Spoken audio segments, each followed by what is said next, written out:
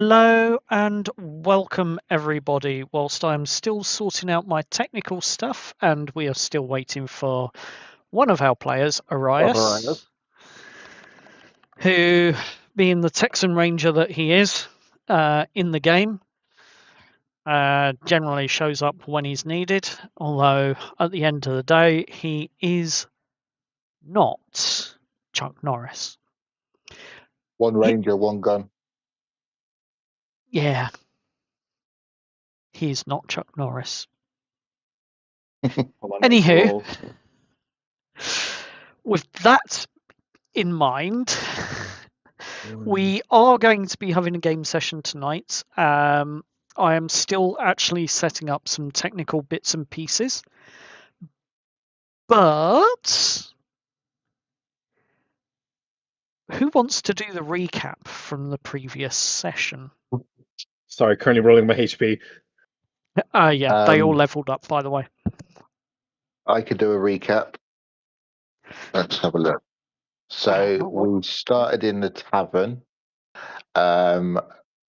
Lillian gave Jeff a piece of paper with a shopping list on it, and she told us good luck on our heist.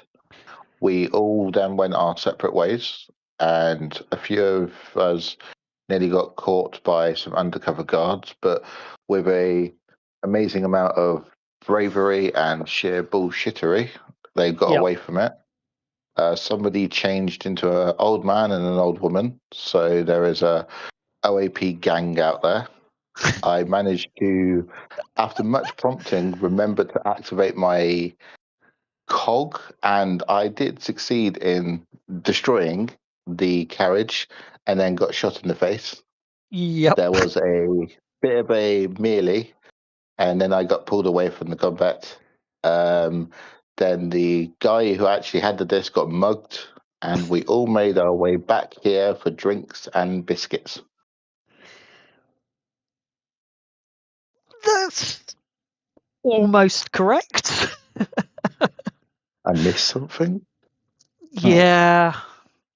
It wasn't a Depends. mugging, it was a straight swap and a bribe for Yep. the disc.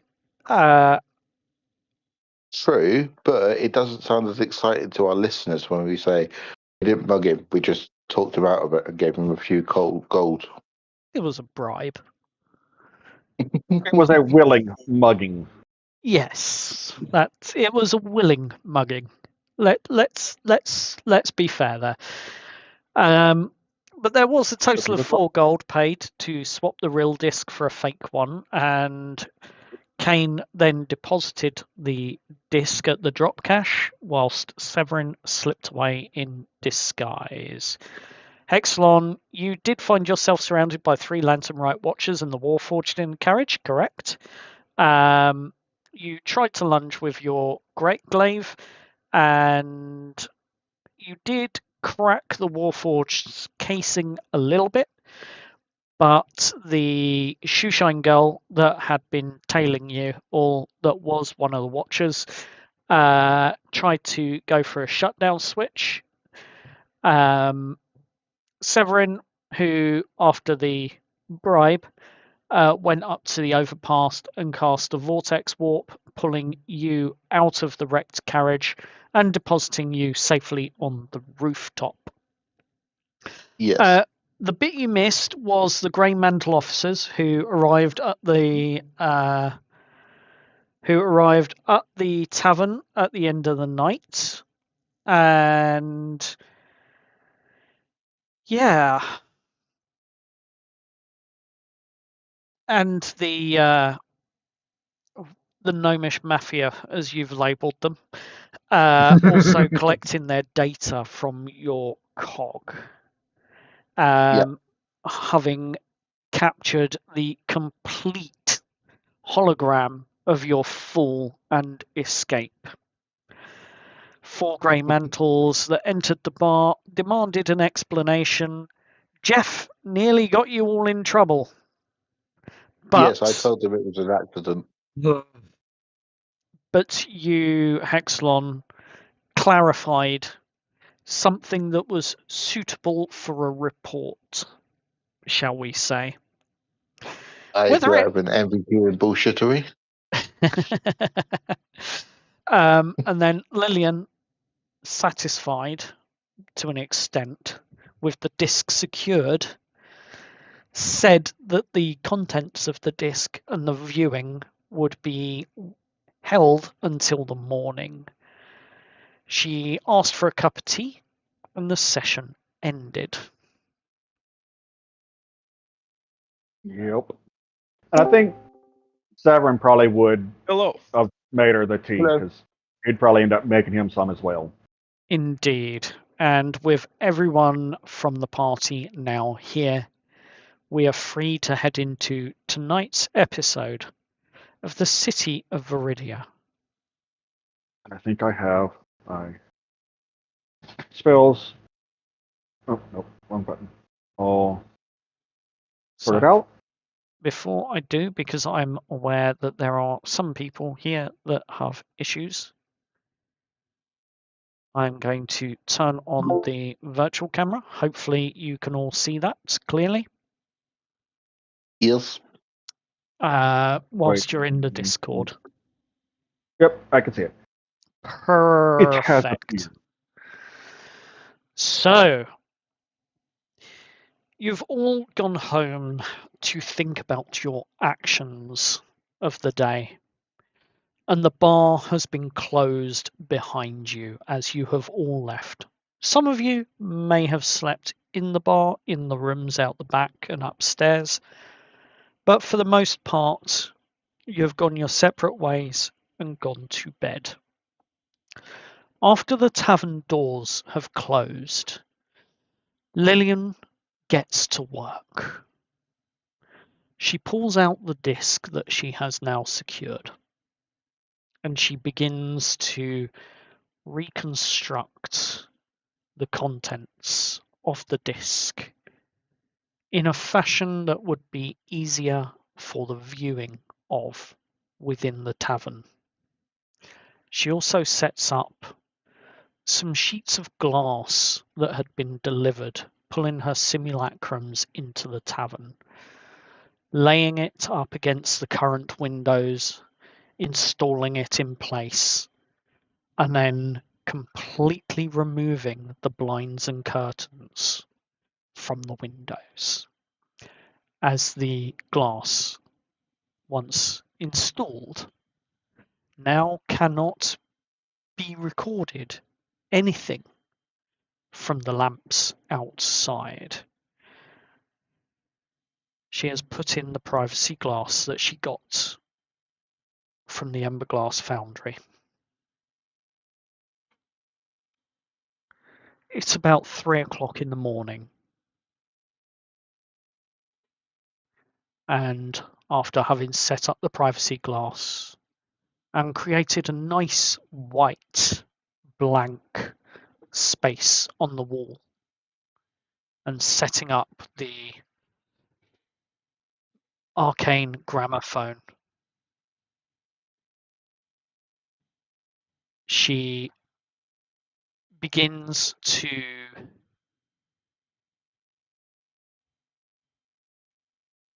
pull back one of the tables, get the angle just right, tilt it up ever so slightly so that it's perfectly flat against the wall.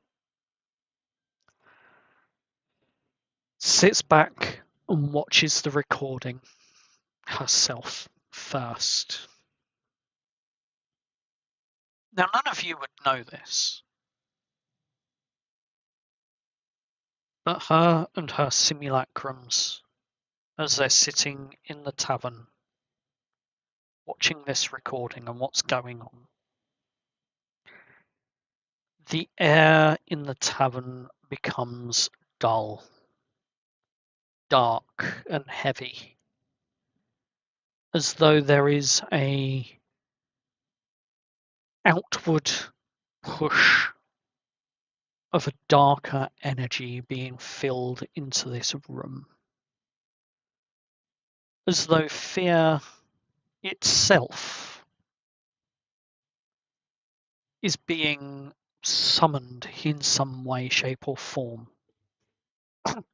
pulled from the disc directly into Lillian.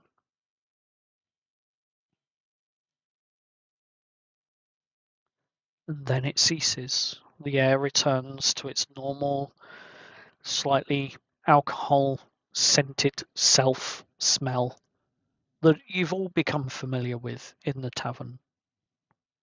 And that's the smell that you're greeted with when you all arrive the next morning.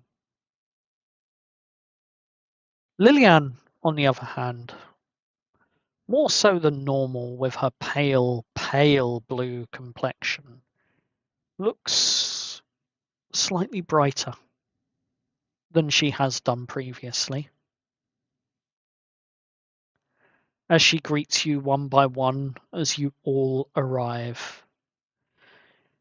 The first thing you notice is the fact that the blinds and curtains covering the windows are now gone, and that there is a second pane of glass behind the original stained glass in front of it. And as you've all arrived, she sets out breakfast on the table, leans over, and says, "Well, I hope you all had a good night's sleep."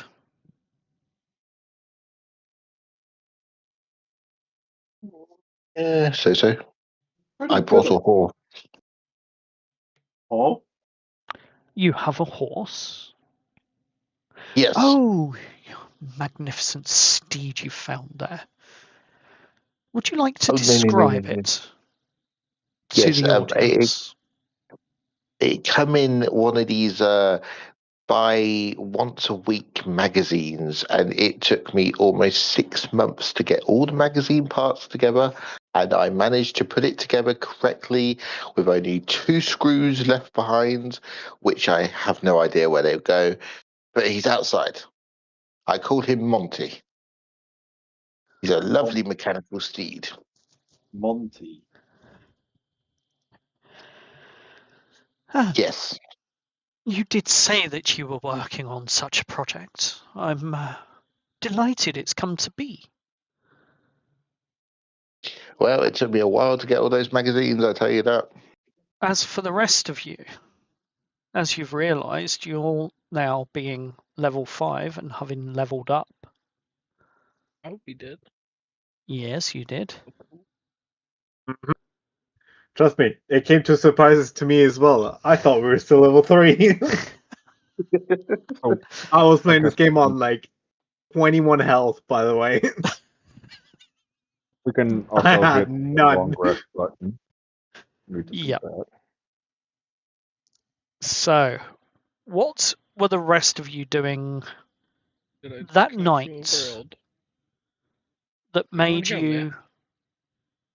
that Seems ever as bit though more I disconnected from the powerful? world. Oh my, oh my. Arias, I have no idea what you're banging on about. Giddy up, Buttercup. How you seen it? So, what were you doing after you went home, Omega? What did I do? In order to gain that little bit more power within yourself and develop your skills and abilities a bit more. He actually went for a swim. He went for a swim and opened his bottle. Uh-huh. And fulfilling part of the contract he Yes. is currently under, stayed up a little bit to help whoever I'm was alive at the again. docks.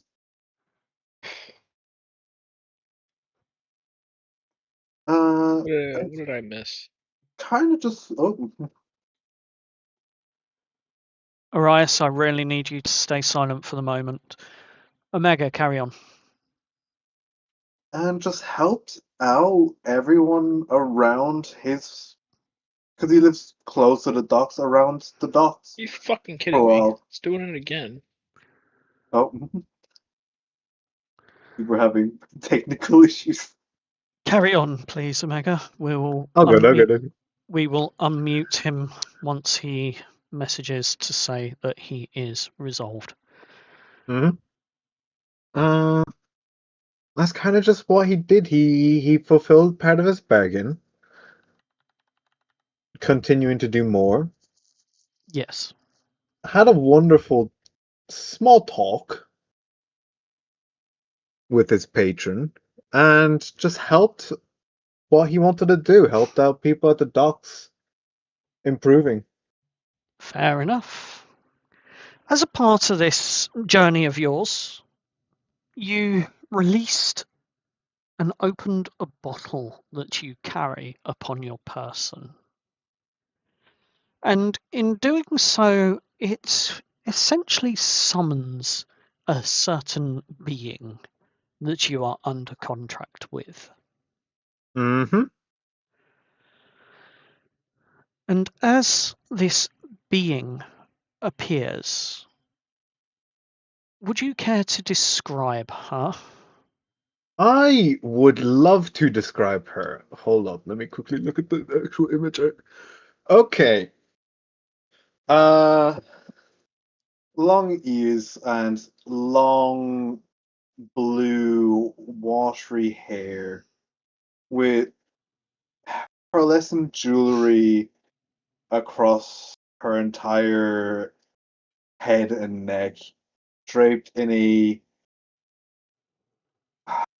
turquoisey silk gown, with very blue skin and two bands on her wrists with small fins at her ears. Mm-hmm.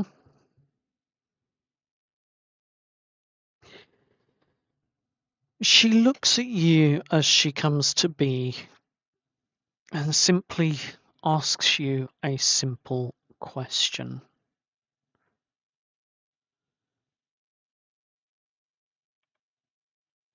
What would that question be?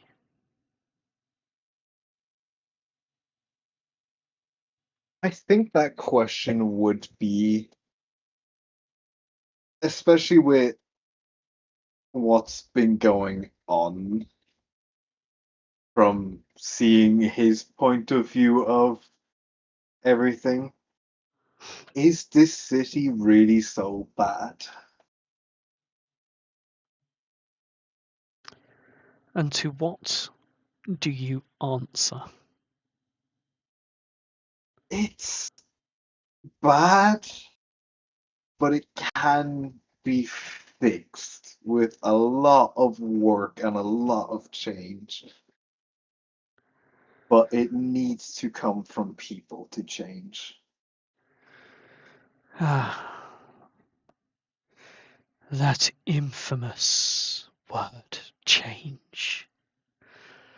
Something that can bring about a catastrophe, or something that can bring about a paradise.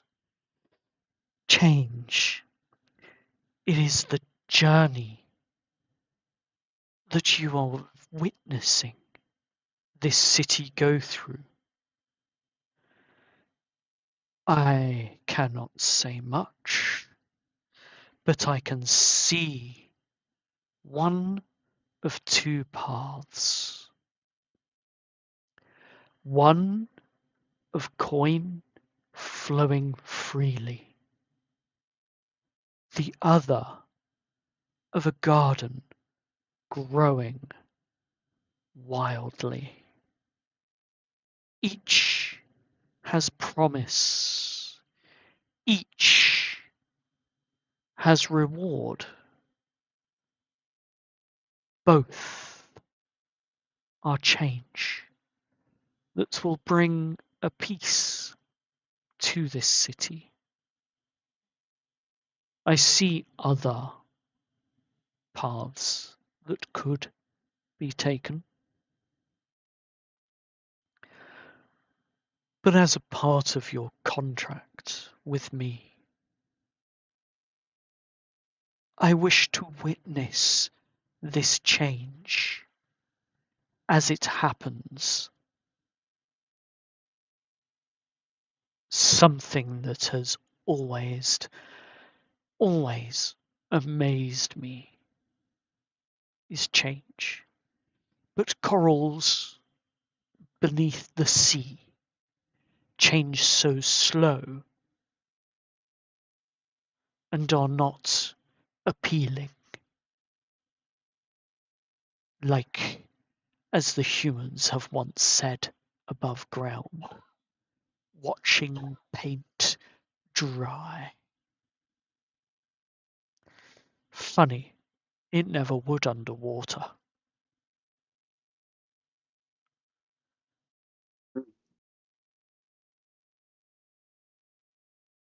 But I want one more thing. You want this extra abilities I can offer you?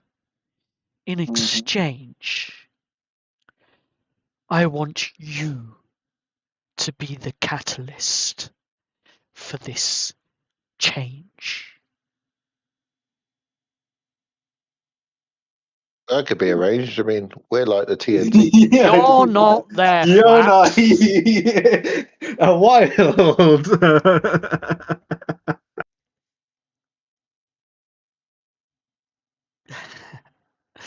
So, what's your choice? I want to make a beautiful garden. Then I need you to side with the Fae.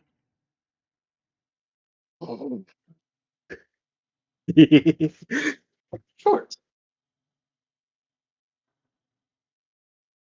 She then returns back to the bottle of which she was Officer Fraser. summoned out from.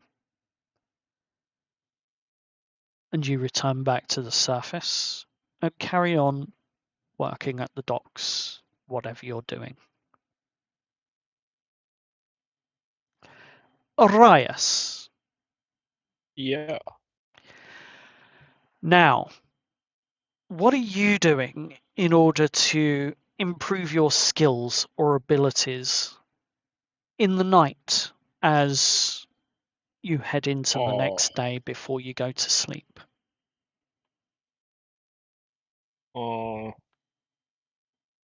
I am uh cleaning my bottle, Uh-huh. my genie bottle. Is that it? Yeah, because I can't think of anything else I could do. Now, there's plenty you could do to hone your skills, I'm sure. But as you're sitting there cleaning your bottle, a certain imp sat on the edge of the bed, looks up at you. You know what, Jeff? What was that, Wilson? I seen a bit of a better side to you now. Uh-huh. A side that was productive, not reckless, actually decent. I think Lillian's had a bit of an effect on you, hasn't she? Do you want me to sort her out? No, Wilson. You know, Jeff pats Wilson on the head and says, "You know, I don't think it's really anything that's changed. I think you're just finally seeing reason after all this time. You're Reason? seeing what I've been telling you this whole time." I see it in parts and pieces, but what reason? I think you've got a bit of a soft spot myself. Hey, nah, I'm a softie, and you're a softie too, Wilson. We're all just a big bunch of softies. Yeah, I Really? can see past your shell. Yeah, you're right. I have got an attitude. But hey, I'm a fiend. What do you expect? I love you for it, Wilson. Look, all I'm going to say is this. If you ever need someone to push the trolley off a cliff, You're my man. yep, especially if you're sitting in it. Oh no, if I'm sitting in it, I'll push it off myself, Wilson, and I'll grab you and take you along for the ride. Well, you do know that with the recent events that have happened, the fact that you put me on the sidelines just to watch the whole damn thing got a bit. Yeah. So, anyway, whilst all that was going on, I went round the crowd. Just a little bit, not much, just a little bit. They were all distracted by the big carriage and the falling star, I heard someone call it. Anyway, but I think you'll find he reaches into God knows what pocket dimension he has in one of his pockets, and he pulls out a small pouch and puts it on the table. See, I got no use for this. And as he puts it down on the table, you hear the clinking of coin. Jeff is gonna give Wilson a big old smile and look in the pouch. As you look in and open the pouch, it's a mix of coppers, silvers, a few gold pieces. But sitting there amongst all of that is also 2 pieces of platinum as well. Ooh. In Oh, Wilson, my boy. what? It was right of me to put you on the sideline because I knew you were gonna do some dastardly shit. I knew Well, you were going to take advantage of a distraction. I always do. You're my man. Well, don't know how much is there, but if you tip it out and count it, I want half. We'll see. You can look after it all, I'm but I gonna want half of it. count it. As you begin to count it, there is indeed 2 platinum pieces. There is a total of 7 gold. There is 6 silver pieces and 4 copper pieces. How many silver? 6, I think I said. Yeah, sounded like 6, I think. So 2 platinum, Cool. 7 gold, How fancy. 6 silver, and 4 copper. There you go. Put that in the chat, so that's set in stone. You also find amongst that a small necklace. It is on a silver chain, and at the end of it is a locket with I'll open the locket. an intricately carved heart. Dead center. No initials, no names, nothing. And as you click it open, inside you see a picture, as it were. More like an engraving than a picture of Lillian or one of Lillian's simulacrums.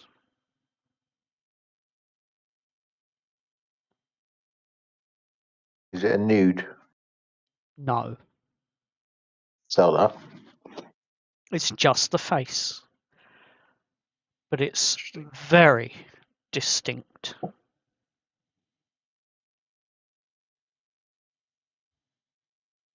To see if I'll there's a put it in my locket pocket for it. for now. You do what, sorry? We'll put it in my pocket. Fair enough. And then pat Wilson on the head. Tell him, you did such a good job, Wilson. Thank you. Bravo. Thank you. Right, I am I'm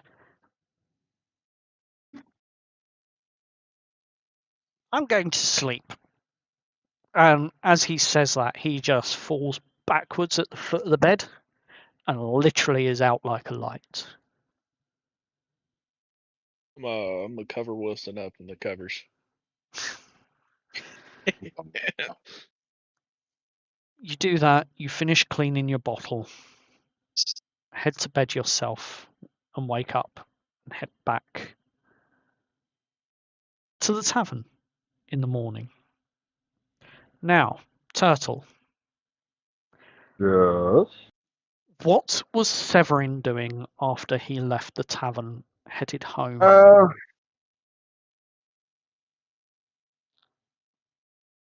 Well, being that he's not like the others and having to make deals and communicate with patrons and such, he pretty much just spent time just seeing how he can affect the magic that he has within him. So he kind of just would do uh essentially he would have encased himself in total darkness, so he would have activated his darkness spell and just spent time in there Mm-hmm. using the shadows and such, and was just touring with the spells and strings of magic he could get his fingertips on to see what he can stitch together, essentially. And indeed, stitched together you do several things, but one of them, well, Essentially, he was just playing with his spells and such. yeah. And one of Did they them blind? manifests itself as something rather unique and embeds itself into your own flesh and blood. You feel that surge of power that you felt previously before, but not in the same way. This time it feels like it's coursing through your veins. And as it reaches your heart and your head, you are overcome by the shadow briefly as it displays various images, geometric patterns, and all sorts of God knows what that you have yet to unravel. But in doing so, you feel yourself power up a little bit more.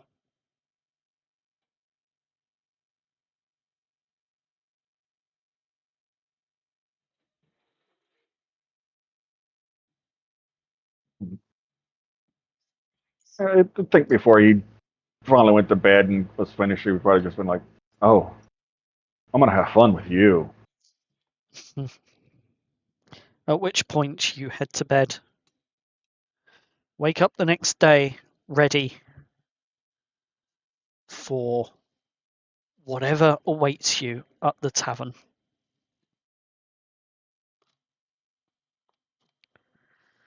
So,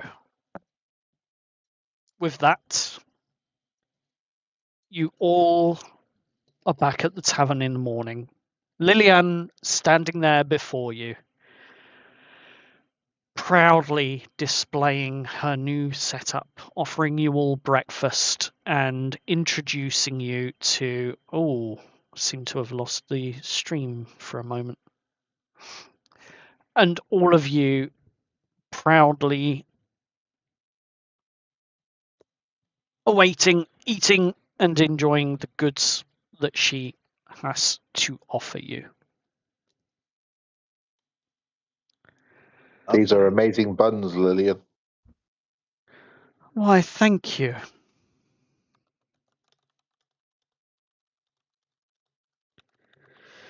But for me,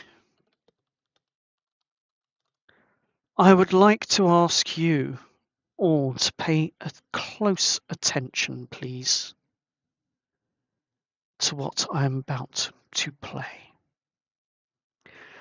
There are two parts to this. There is the part where, unfortunately, we have exactly what James described was on the disc. But then there is a second part which you are going to have to watch. Oh dear. She leans over and presses play. You see the first recording on this disc. The funeral instant, the kobolds lining the streets, the Palapala tension, the wrong-looking body. You see the purple tendril and the entity and the crystal. This is exactly what James asked for. You see that there is the crew from over the road at the Black Honey Meadery on the street. You see the body in the open casket and the purple entity moving from the body into the crystal itself. But the important detail was that something invisible grabbed and redirected one of those thrown crystals in the air and changed not only its direction, but its velocity, sending it towards the kobold corpse.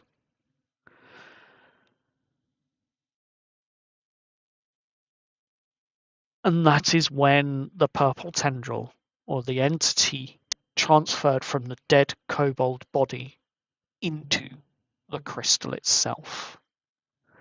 And you see the body dissolve. You hear as well the crowd, the uproar, the anger, the people trying to calm it down and keep the peace. You see it all. You hear it all. But what was that invisible object or thing that redirected the crystal? Even the lanterns, the memory lamps, couldn't record the information on what it was.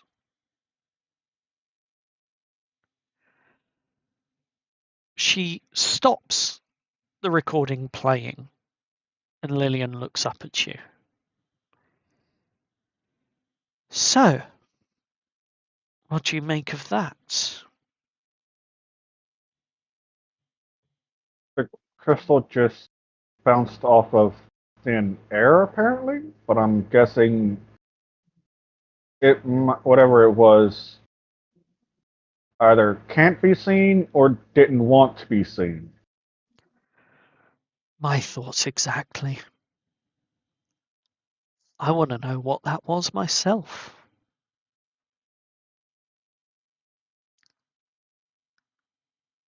What about the rest of you? What do you think of the recording? The scene that occurred? It certainly looked odd. I'll grant you that. Yeah. Honestly, I'm more curious in those crystals.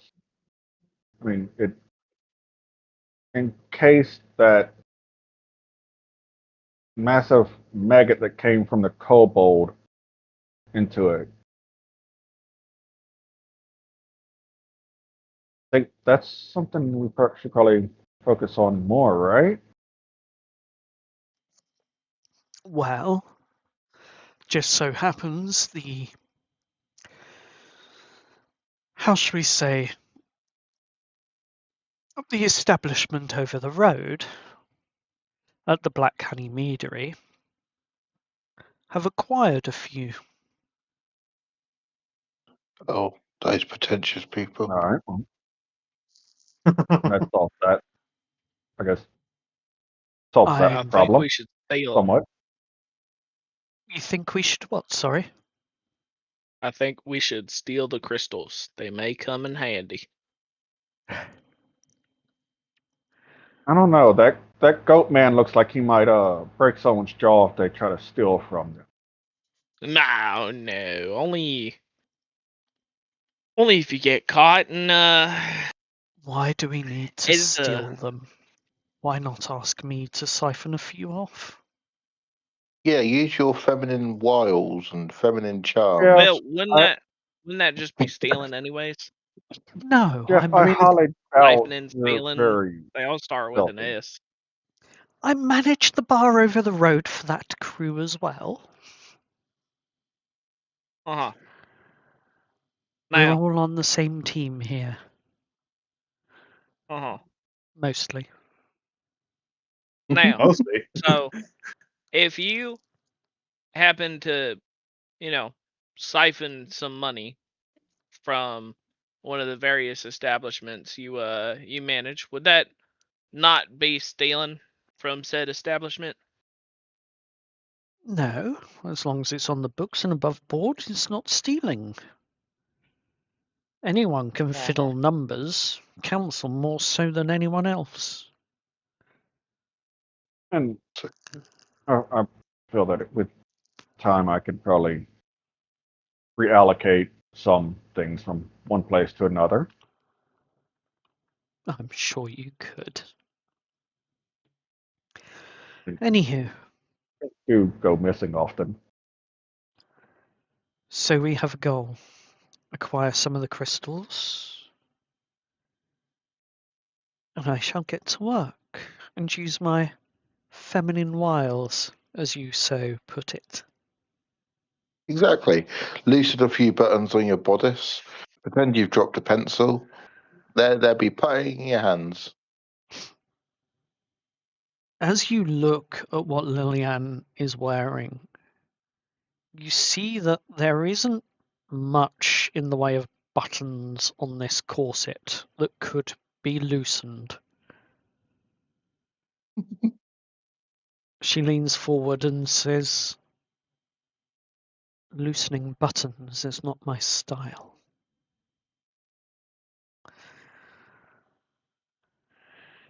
Anyway, shall we continue with the recording? This is where it's gonna get interesting. Okay, now I'm intrigued. Oh, Commence the viewing, please. She leans across and presses the play button, as it were. The Lantinrite archive chamber appears above the bar on this white screen, as it were, in fractured light. The image itself is tilted, slightly damaged, and recorded from a lamp that has been fixed high up in one corner. And there is a large body that lies on the floor. You all recognize it instantly as the same body that you saw in the archives. Little too large to be ordinary, and a little too still to be sleeping. And you see a purple-black matter pulsing from beneath the ribs. And you then hear the automaton voice repeating, "Containment breach. Witness not authorized. Containment breach. Witnesses not authorized." And then you hear another voice, calm educated and very close to the recording lamp. Cannot be seen, however. Seal the copy. Move the master to the council custody. Do not involve the grey mantles. Do not involve the mortuary, and do not allow the cadaver crew to retain independent witness. There's a pause, and the purple mass moves. The voice continues. If they interfere, fold them into the incident. Then the image fractures. For half a second, another symbol appears in the light. Not a lantern rite, not a grey mantle. And on their body, you see on their clothing a museum seal. Then darkness. And the recording stops. The hell was that? I'm gonna try and draw the seal immediately on a piece of paper. Would I recognise the seal? How many of you in this city would be familiar with the Museum of Civic Memory? Definitely not Whereabouts Jeff. in the city is it? Sorry? Whereabouts is it located in the city? It's in the, I'd say it's in the northeast corner, or the northeast quadrant of the city. Everyone roll me a history check, please. Yes, sir. I'd like to say Hexalon might know because he. Damn. I would Here say goes roll. my. I would say for Hexalon, roll me a history check with advantage. I don't need to. My first roll was a nat 20. Oh damn! Yeah, I don't think I can get better than Well, that. I did roll. It's not showing up, but I got an 18 plus 4. Okay. -1. I have a 1. Oh, that's worse than a nat one. It's not a nat 1. It's It's an a 2 unnatural. -1. It's an unnatural one. Unnatural 1, guys. I love Yes. being stupid paladin. Oh, Somehow it knows more than Hexalon. Oh, it's a competition now, is it? and Yeah, I suppose it is now.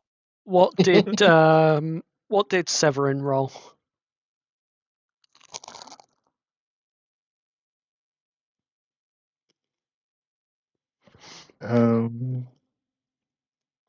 I can't see a roll for Severin on here.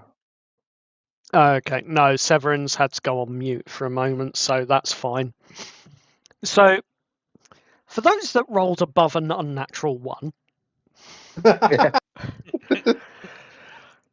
you would know that the Museum of Civic Memory is a museum that holds a lot of information about the city's past, its roots, where it's come from, and you would know that it's very highly curated and offers the single point of truth of the founding and the building and the history of the city of Veridia. You would know that it is managed by the sages and the philosophers, and they often study all of the material that is brought to the Museum of Civic Memory. And then it is displayed, and children that are in schools will go there and visit the museums and learn of the history and the city of Veridia and learn of the truth of the city and learn about who like the ruling parties were, who the council members are, all of those sorts of things. I'm going to look to Kane. I'm going to tell him You may not be aware, but the Museum of Civic History is mass indoctrination run by some rather insufferable prats. That's where that sigil's from. Oh. Yeah, no, I didn't grow up here, so I actually have no idea about this. So that's really good, actually, to know. Thank you. You've got to go. They do a colouring book and everything. Oh, do they? Oh, do you want to go Mhm. now? And a We can do. stamp rally. And stop. Why are we standing here then?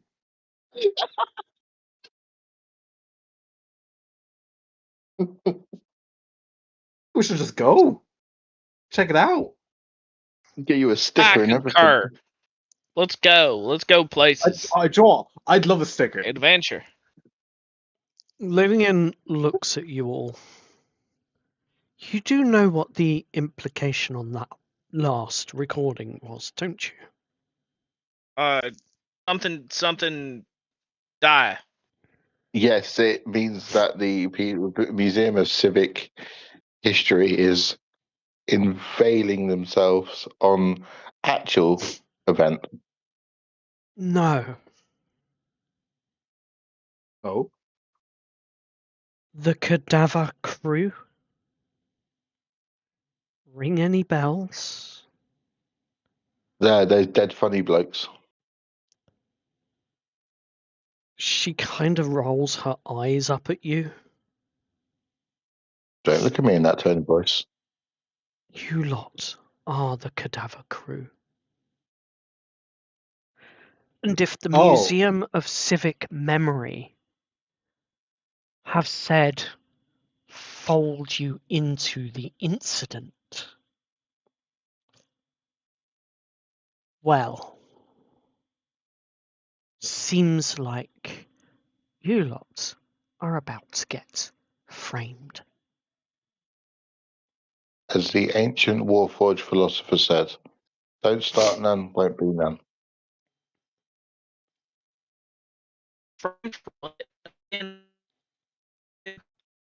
Oh, you're breaking up a little bit, Arias, there, sorry. Uh-oh. Because we did a lot. Yeah.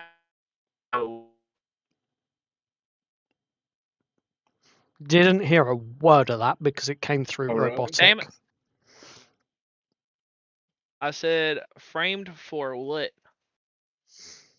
We did a lot. We didn't do a lot. We did things and didn't do things. Yeah. We'll be framed for whatever, because whatever they say will become truth. Well, seems like we need to pay a visit to these losers. Visit, and we need to get our shit together to where we were for proof. For whatever they're about to frame us for. Well, during what period of time? Mm. Because we don't know the period of time, then how could we ever get our story straight? Well, go in there, deny everything, look for clues. I like the robots idea. Let's go. You just want a sticker. Let's be so honest for a second. Well, a sticker would be nice. Okay. I mean, you're not wrong, but like, still, Well, we need don't to. you want a sticker? Yes, actually, I do, but we need to get our story straight. Well, it seems like we're just gonna have to work on the fly. Yes, Where was because you everybody for this seem to do mystery that day? so well. Oh, Oh, we're thank you. masters of Well, I'm still improv. alive, aren't I? Surprisingly. But there is another problem, unfortunately, before you Oh, trot off to the museum for your stamp rallies. The kobolds have sent an inquiry notice. Apparently, you've been invited to the Horde and Horn Tavern tonight. Ooh. Oh. I hear the waiting list for that is several months long. For what again? Is it like a dragon thing? It is Did we already indeed. go to that? It is indeed a breath night tonight, where the dragon routinely stirs in its sleep and lets off a lot of steam and heat. It is indeed a breath night. But that's not the reason why you're going. In fact, they were rather sheepish about telling me. But they did say that if you could successfully deal with this issue they have, that you would be, or they would be inclined to negotiate a contract with myself. One that would be very beneficial for all of us. To you? What kind of contract? Oh, essentially tunnel rights and access, I see. which would allow you lot to move more freely under the city. That would help with our reputations being so famous. Good. Abysmal? Well, we have a good reputation. Well, I would say that we are the very best of the city, personally. I wouldn't say Bias is that. always good. And as she says, I wouldn't say that, she pulls out what can only be described as a tabloid. Fresh sheet of parchment, single page, with a almost like a headline news piece shoved towards you all. The headline reads, "What fell from the sky? Falling star, angel, or conspiracy?" Can't prove that was me. Yeah, we didn't get caught, so that's not fair. We still have a squeaky clean reputation. Well, one of us does. I do Lillian actually. looks at you all. They're calling whatever that was around the city, the rumours. They're calling it the Falling Star Incident. Hell Ah. yeah, how famous. My mama's going to be so proud. Oh no, I think this is the incident we're going to be framed for, which we, to be fair, did. Yeah, well, doesn't seem like much of a framing if we did it. Right, well, we know that. They don't need to know that, which means in everyone else's eyes, we're being framed, right? Well, Fortunately, I was able to influence one of the editors at about 5 o'clock in the morning, before they got this printing off. That's why you look tired. Indeed, I have not slept yet. So as you continue to read the article, you'll see that it simply reads, "An inside source says this was supposed to be a filmed stunt to test the capabilities of memory lamps. The stunt went wrong." Don't know about that. Total We well, I courage. think the stunt went right. No, guys, we're idiots. We forgot to use the one thing we had to distort the memory lamps. The glitter bomb. Yeah. Oh, yeah. Oh, we are idiots. No. I'd like to point out Jeff is the idiot. Jeff had the glitter bomb. Did he? Did I? Pretty sure he did. Just gonna Check your pockets. just gonna As you just all pat in check his your pockets. pockets, Kane, I had it. you find it in yours. I was in fact not the idiot. I had it. Why did I have it? You were the responsible one. Wait, I was not part of the mucking. Why did I have it? Because you were the one in the direct view, so to speak. We were in an alleyway, and plus I had my cape. Fucking cape. He like throws his robe corner back, spins around. Mm-hmm.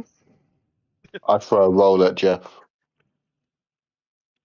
Catch I it in the throw mouth. one as well. Unfortunately, my roll is a Warforged edible roll. It's I'm gonna tungsten. try and catch both. Great, so you're getting my a roll and a tungsten brick thrown at you.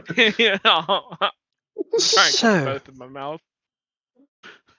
the way I see it, we have, as she looks at you shoving these rolls that you've caught in your mouth, He's put a metal roll in his mouth. Ouch. Does one break his teeth? One of his teeth. I'm going to have him roll a constitution save if he bites down on it. Do it. Yes, Jeff, biting down on Yeah. it. Please tell me you see the gun roll. I'm gonna bite down on the good roll. Fair enough. Ouch. The way I see it, Aw. we've got a chipmunk. As she looks at your cheeks bulging ever so slightly. And You a slept with Stunt that. stuntman. Thank you. My Don't rune worry. phone has been going off the hook. Chipmunk's got nothing to do with it. We have a stuntman in our midst. One that did a public stunt. And unfortunately caused damage in the process because there wasn't any proper preparation made beforehand. A bit of unfortunate timing, because one thing this city needs is more stories. Hey, once people find out that I was the stuntman, I'm going to put in so many good customers to this place because they just want to get a piece of me and see me all the time. I think I the personally don't think our stuntman should be affiliated with this place. I think you're It's just going gonna to bring more prison. questions. I'm sorry, but my name's on the contract. Is Oh it my too god, late to that's take it off? right. Is it too late to take it off? Yep. Well, Whose names do we put on the contract again? mine. Why do we put Jeff? Okay, Hexalon. Jeff didn't allow anyone to stop him. That's very true. So Yeah. it was Jeff's, it was Hexalon's, and I believe it was Severin's, as well as Lillian's.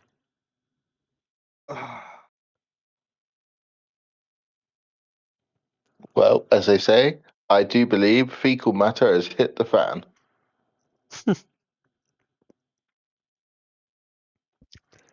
Yes, I would say it has.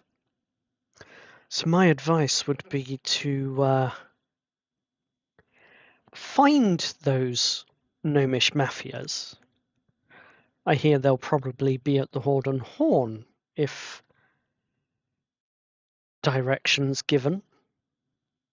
Well, it seems like we really need to go to the Horde and Horn Tavern.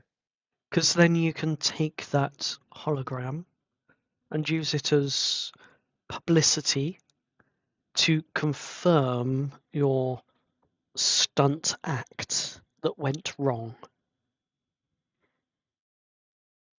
That's so good. Can we just change this guy's face? Just put a new one on? Beg your pardon? How would you I- like it if I ripped your face off and replaced it with one from a dead body? Well, Dead. I mean, personally, I think it would hurt me a lot more than it would hurt you. I think you just have more of an identity crisis, which is honestly fine in my book. You know, I respect Lillian enough that I would not put your nose through your skull for that disgusting, racist remark to us machine kind. Oh dear. I think shit's about to hit the fan, guys.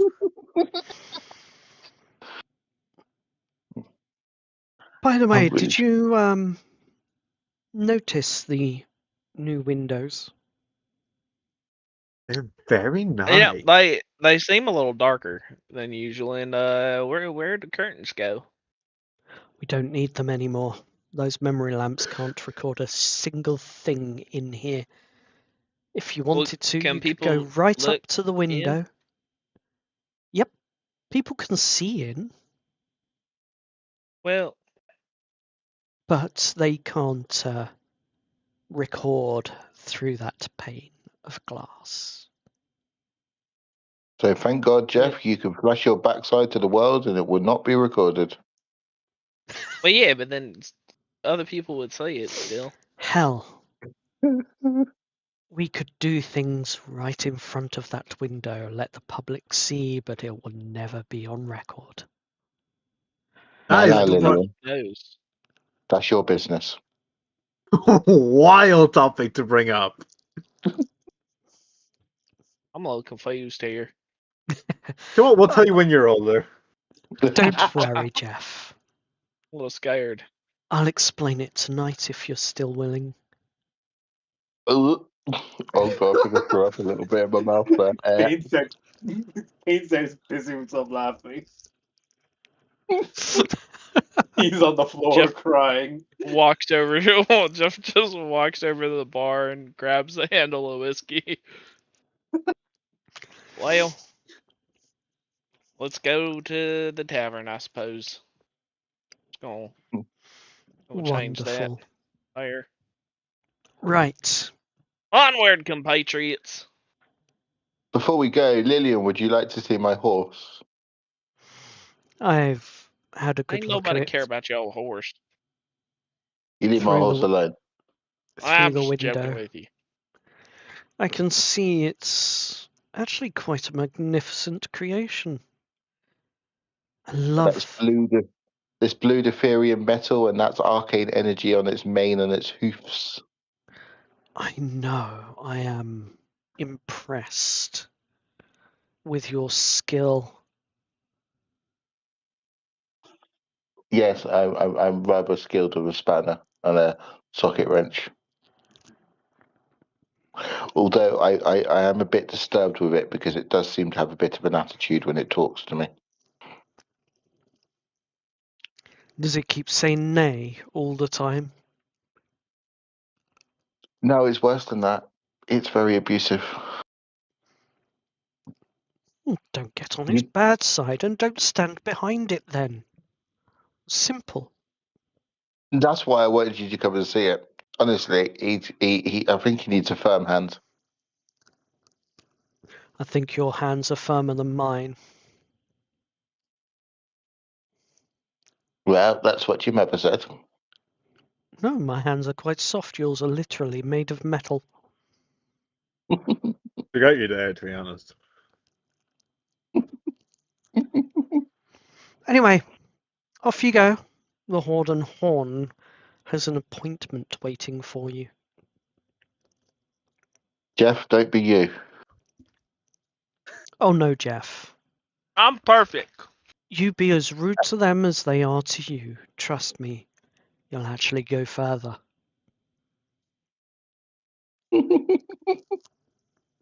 Let's go. Let's go. Onward! They're walking.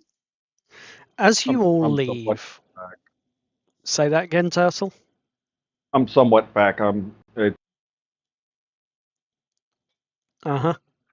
As you all leave the Clockwork Cadaver and you head out down to the streets to head towards what is quite literally the centre of this town, where the Horde and Horn is.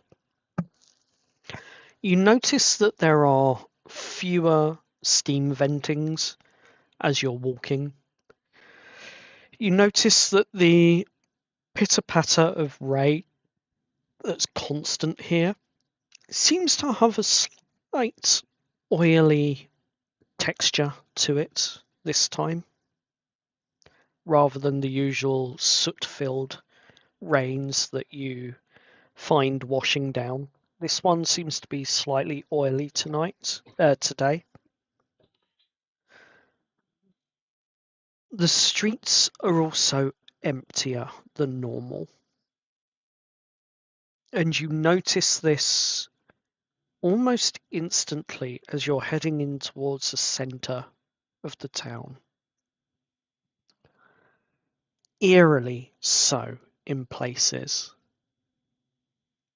As you tread your feet upon the cobblestone roads, there's only small handfuls of groups that you see in passing. And you overhear one of them saying,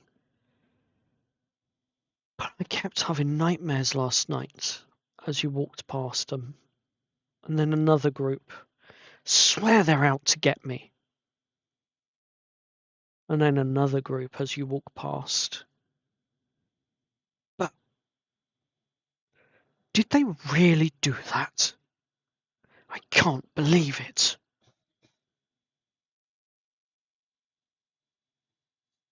And then eventually, those sorts of little meetings, groups, and huddles that you overhear small snippets of come to a stop. And it becomes more normal, what you would be used to hearing and seeing on the streets. The slightly busier hubbub of the city, occasional traders, market stalls, that sort of thing. But as you're walking through this area where things seem a little off, I would like for anyone with expertise in the arcane to roll me an arcana check. Not expertise, but Or proficiency. proficiency. Okay. I'll accept proficiency. I don't have proficiency, but my channel divinity allows me to sense magical effects in the atmosphere. I got an 11. On an 11, you can't put your finger on it.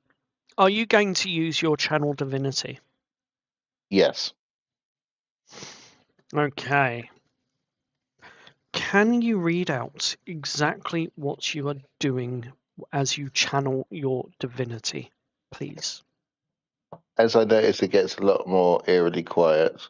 My hands start glowing with divine energy as I hold them out, scanning the atmosphere around me. Okay. Fair enough.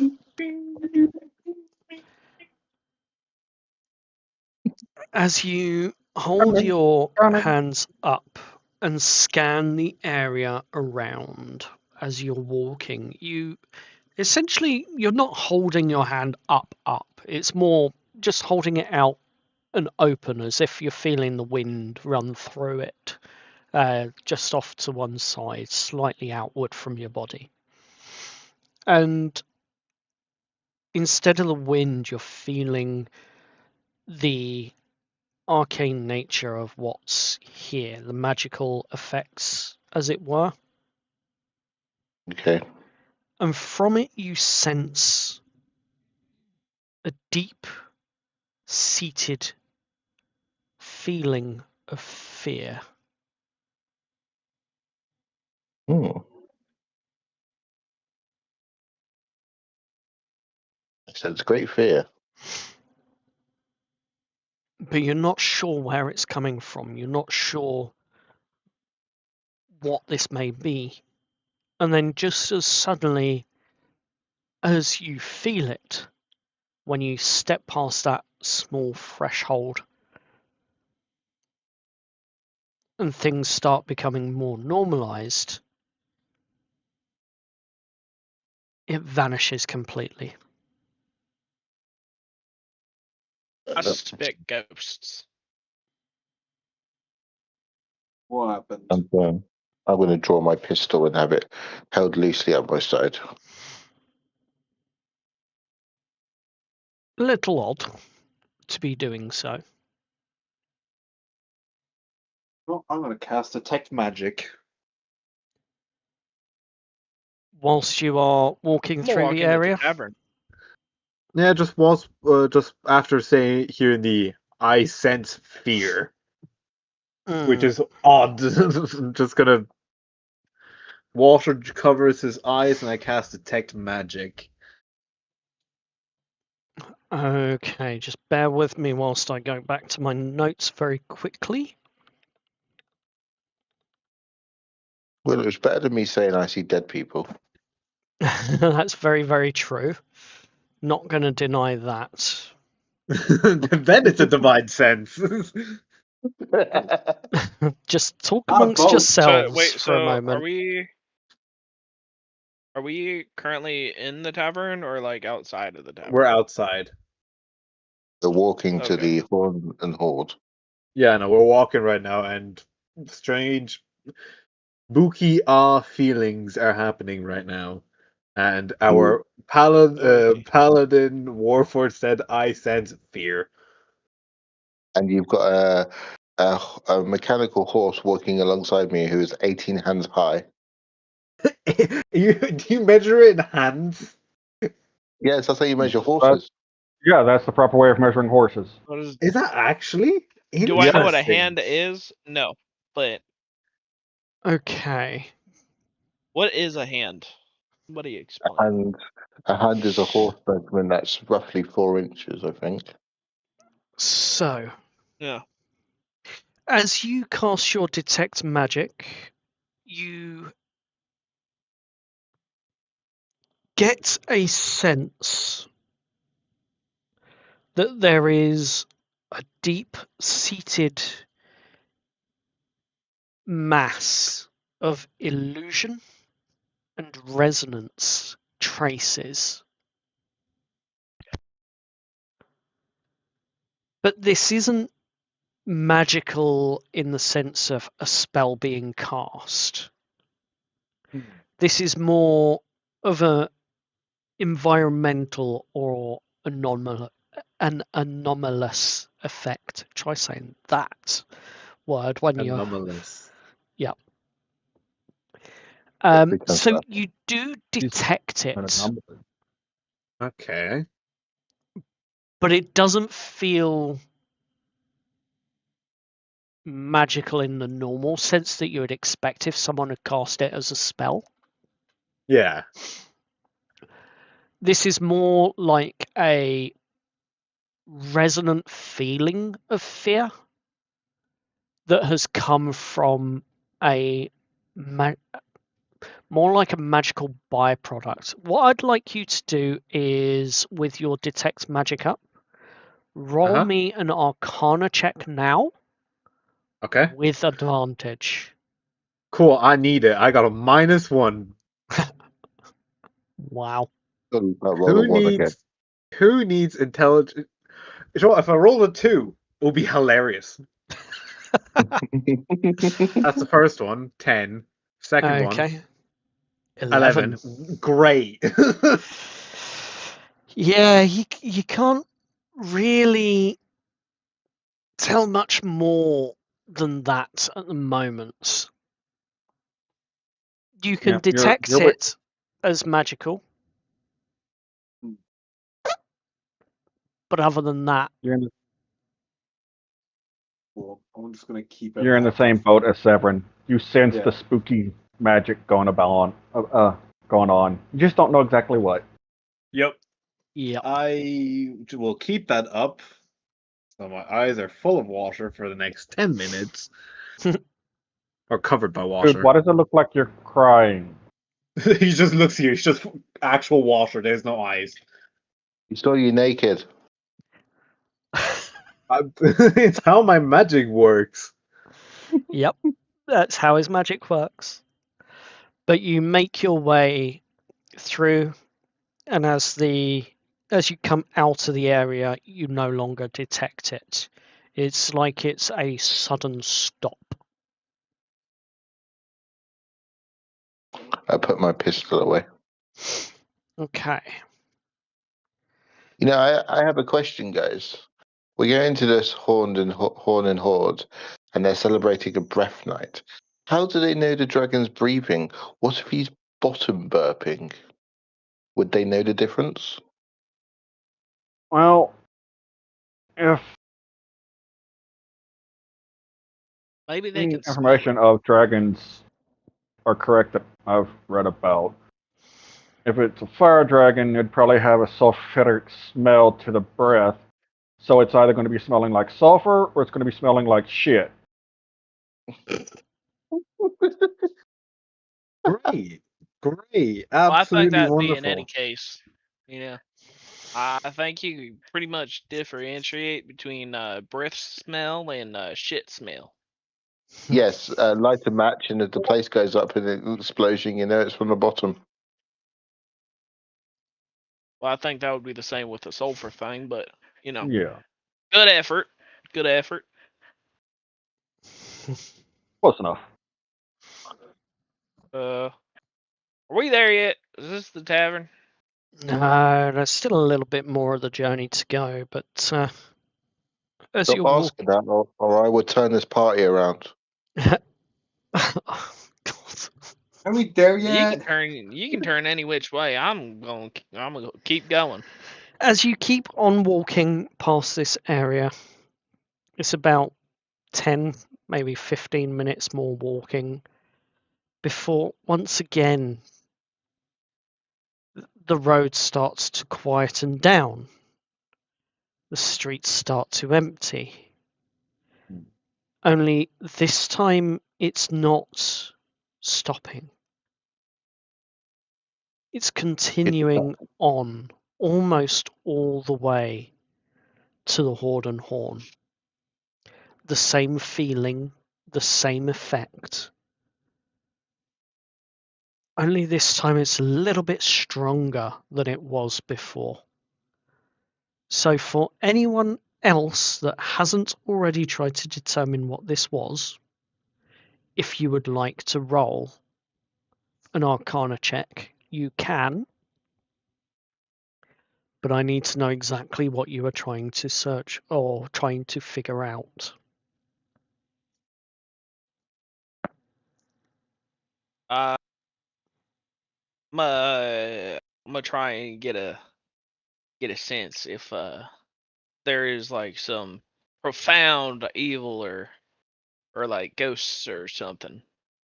So are you casting detect good or evil or good? I have I have no spell like that. That is I'm just gonna go what I know off of 311. Wilson and see if it feels similar to Wilson. Ah, I see. No, it feels completely different to Wilson. Interesting. Wilson is That is three offended. of us that have rolled 11. Well, Yep. Essentially on the it's not same similar to Wilson, similar that's for sure. check. Yep. Does On it an feel like 11. a worse Wilson or like Oh, let's put it How this do way.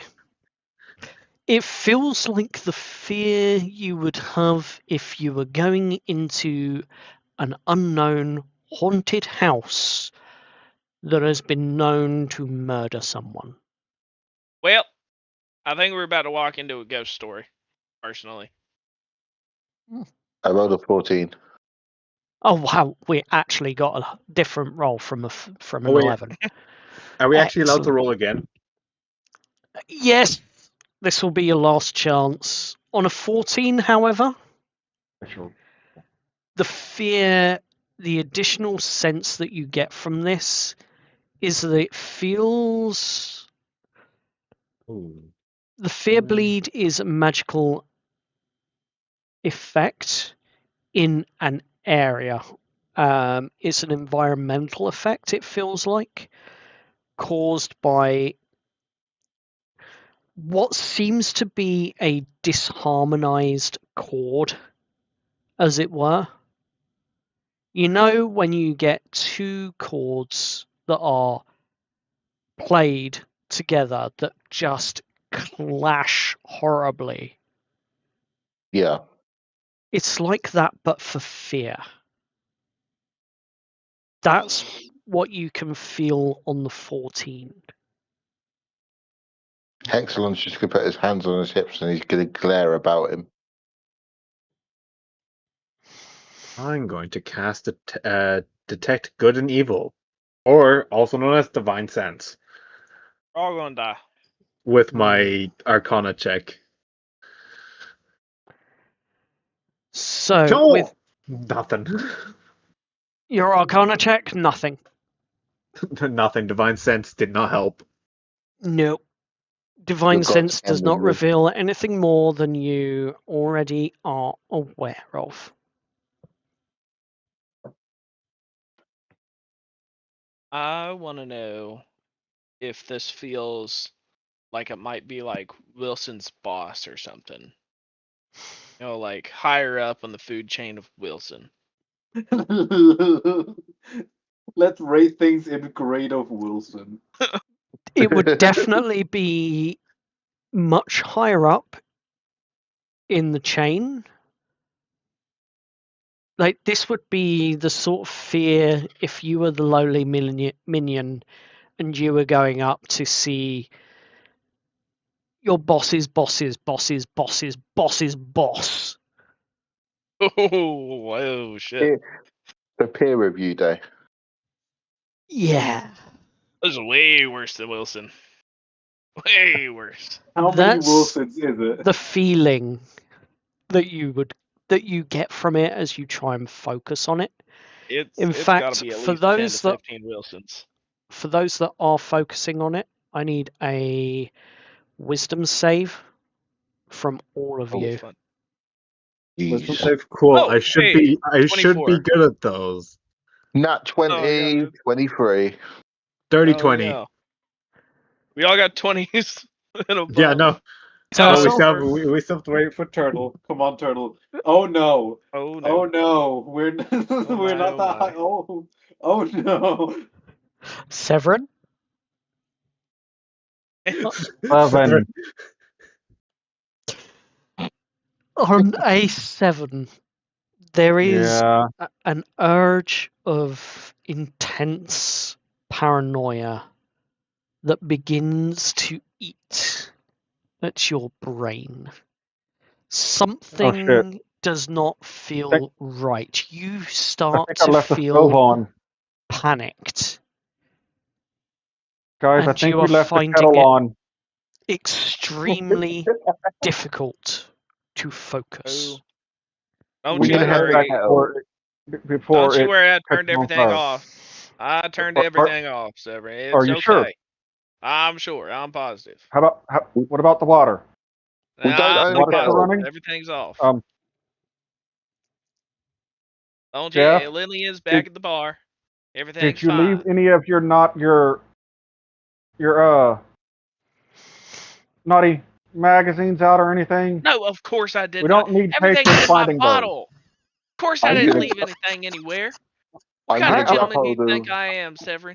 I'm just making I'm gonna, sure because we I'm don't need gonna grab patrons. hold of Severin's lapels, and like you see them do so many times in movies, I'm going to slap him gently several times across the face. Snap out of it, man! Oh, I'll give him a nice whack. Ow! Man Dude, up! dude. as you Boy. continue walking, you get Well, to I'm the gonna ask, doors does of. the slap actually help? Does the slap help? I tell you what, roll me another wisdom save. We'll find out if it does or not. Oh shit! As he tries to slap you Oh, back hey, into yeah. reality. What do you know? Dirty 20. Hey, Yeah.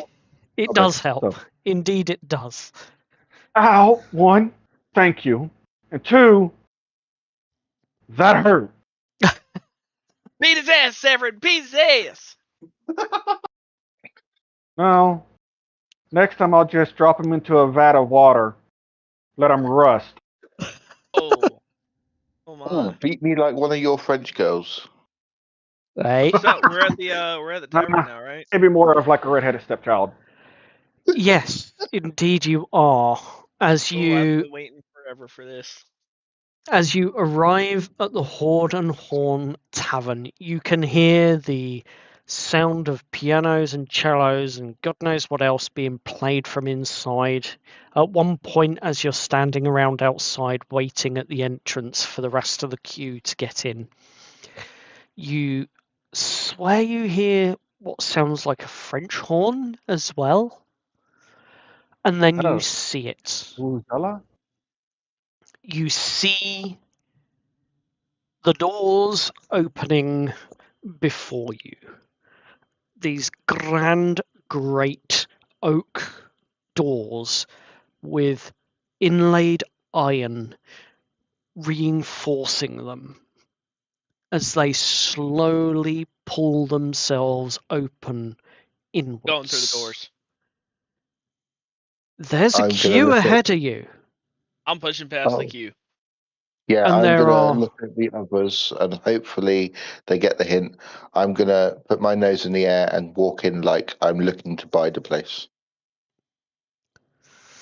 as you We've begin been to specially make your requested. first steps pushing through this queue, you hear from the sidelines as this red rope between posts lines the queue line.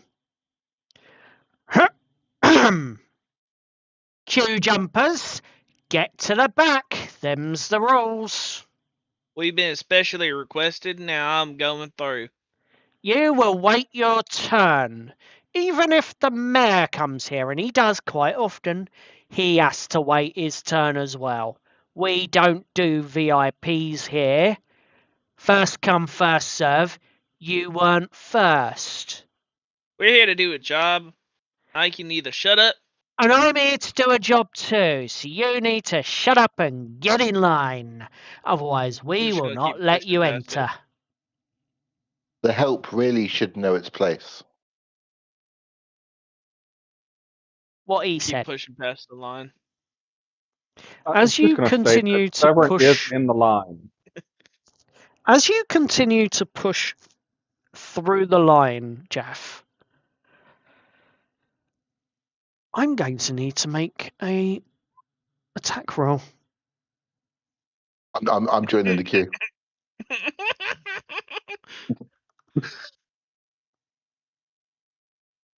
Dude's an Really ankle want to go biter. against a gang of kobolds? Well, they called us here, so you know. Yeah, but at the height they are, Jeff, if they bite you, they're going to bite you in a very delicate place.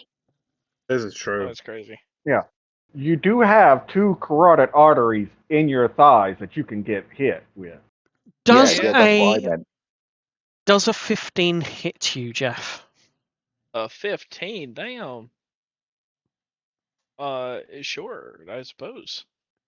You feel a slight prick hit the side of your neck. Does Uh-huh. he go down like a sack of taters? We're about to find out, as what can only be described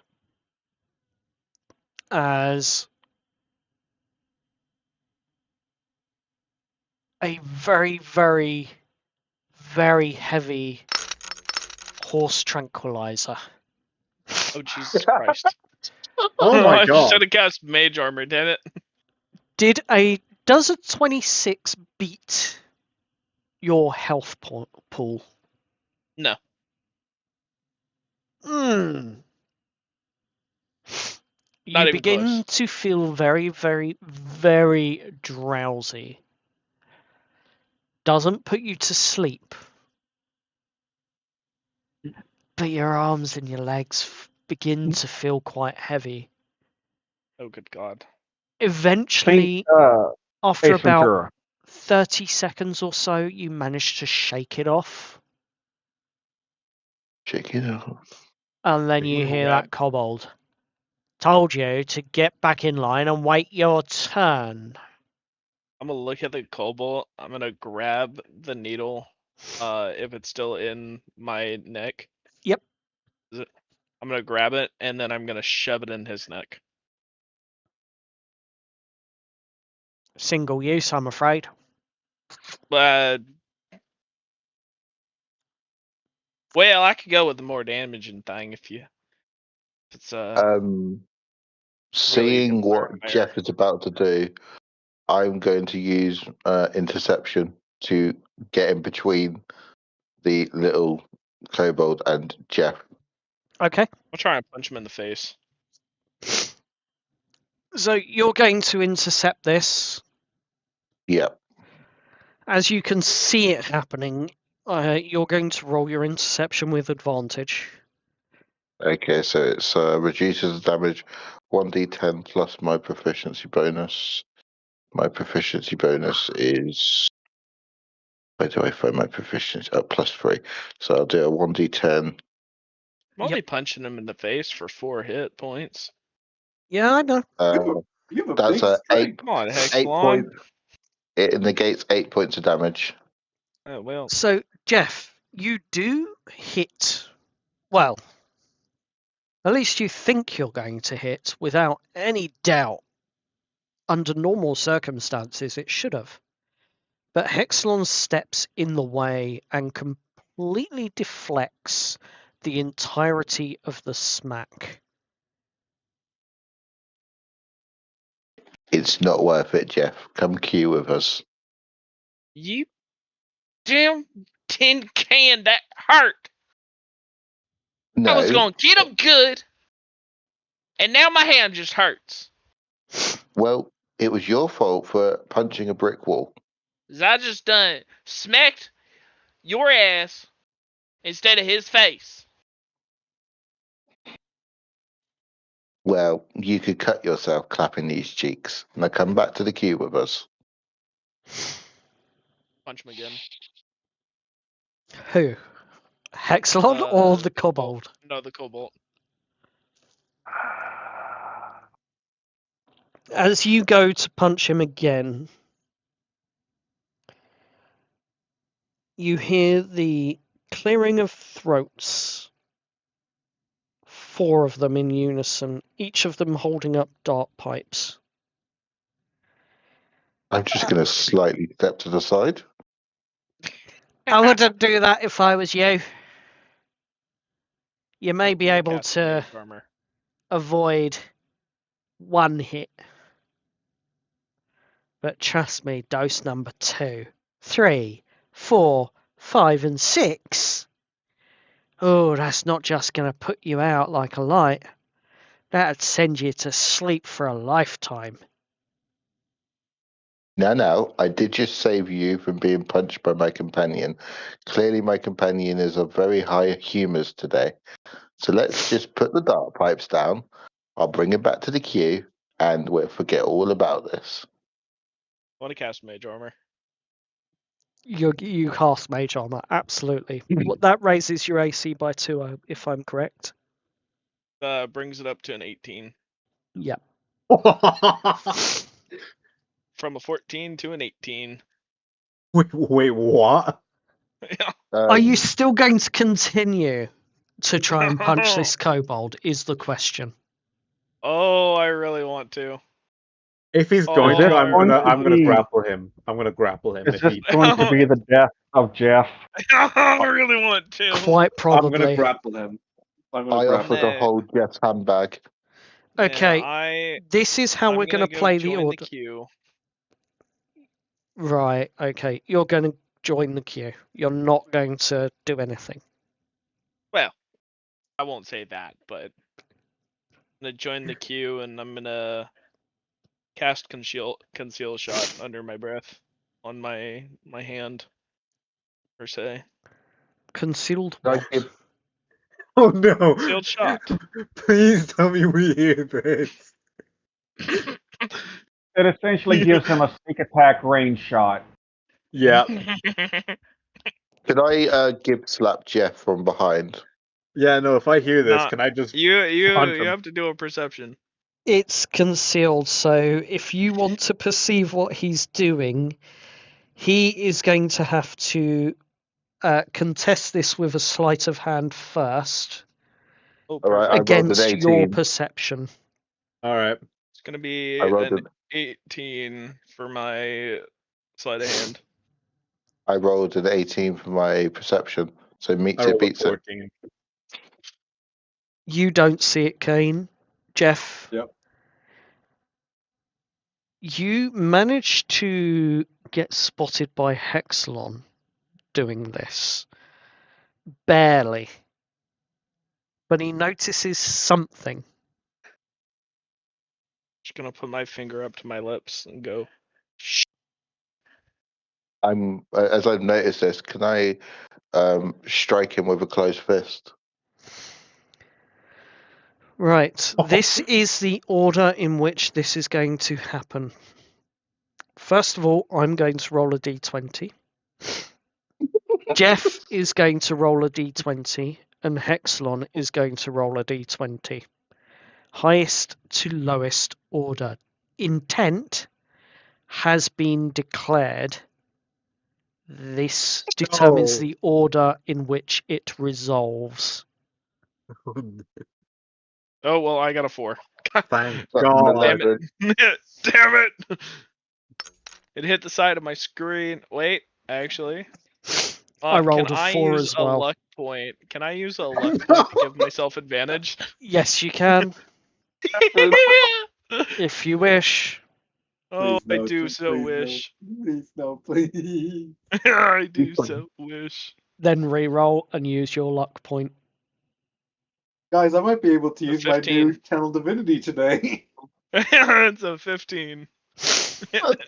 Jeff, your concealed shot goes off Wait, before it's not Hexlon. a Slaps you with or a. it's not like an actual shot just yet. I'm just casting it on my finger guns currently. Oh, You're not actually firing it. No, not at this point. Okay. I'm still gonna slap him with a closed fist. No, that was just I wanted to cast concealed shot, and then my intent is to shoot the cobalt that shot me with the blow dart gun in the knee. you Right. evil. He is evil. I do not know why. Hey man, I could use Eldritch Blast, but I didn't want to. Horrible. But I guess I'll go roll for a hit for that, and that's a 21 to hit on the cobalt. Concealed shot is a ranged weapon? Wow. No, it's a I mean. yeah, well, it's not a I touched my hand with Yeah. and then I casted a spell on my hand. He touched himself. Ignore the fact that it says So Black Honey Meadery. I didn't have the Horden Horn ready as a battle map. Oh no. What have you done? So, you have actively stated that you have very loosed inconspicuously. your concealed shot and you rolled to hit, and that was a 21 on the Cobalt. That hits. Roll your damage, please. Shoot him in the knee for 7 points of damage. Lethal or non-lethal? Non-lethal. I don't want to kill him. I just want to hurt He him. collapses to the floor. And then I'm gonna Hexlon. pretend like I didn't do anything. Yes. Your action. What are you doing? I'm going to slap him with a closed fist twice because I can attack twice. Roll your attacks. Okay, the first one does a 22 hit, Unfortunately, Yes. and the second one, Oh, the second no. one misses, but the first one is going to It's going to do 5 points of bludgeoning damage plus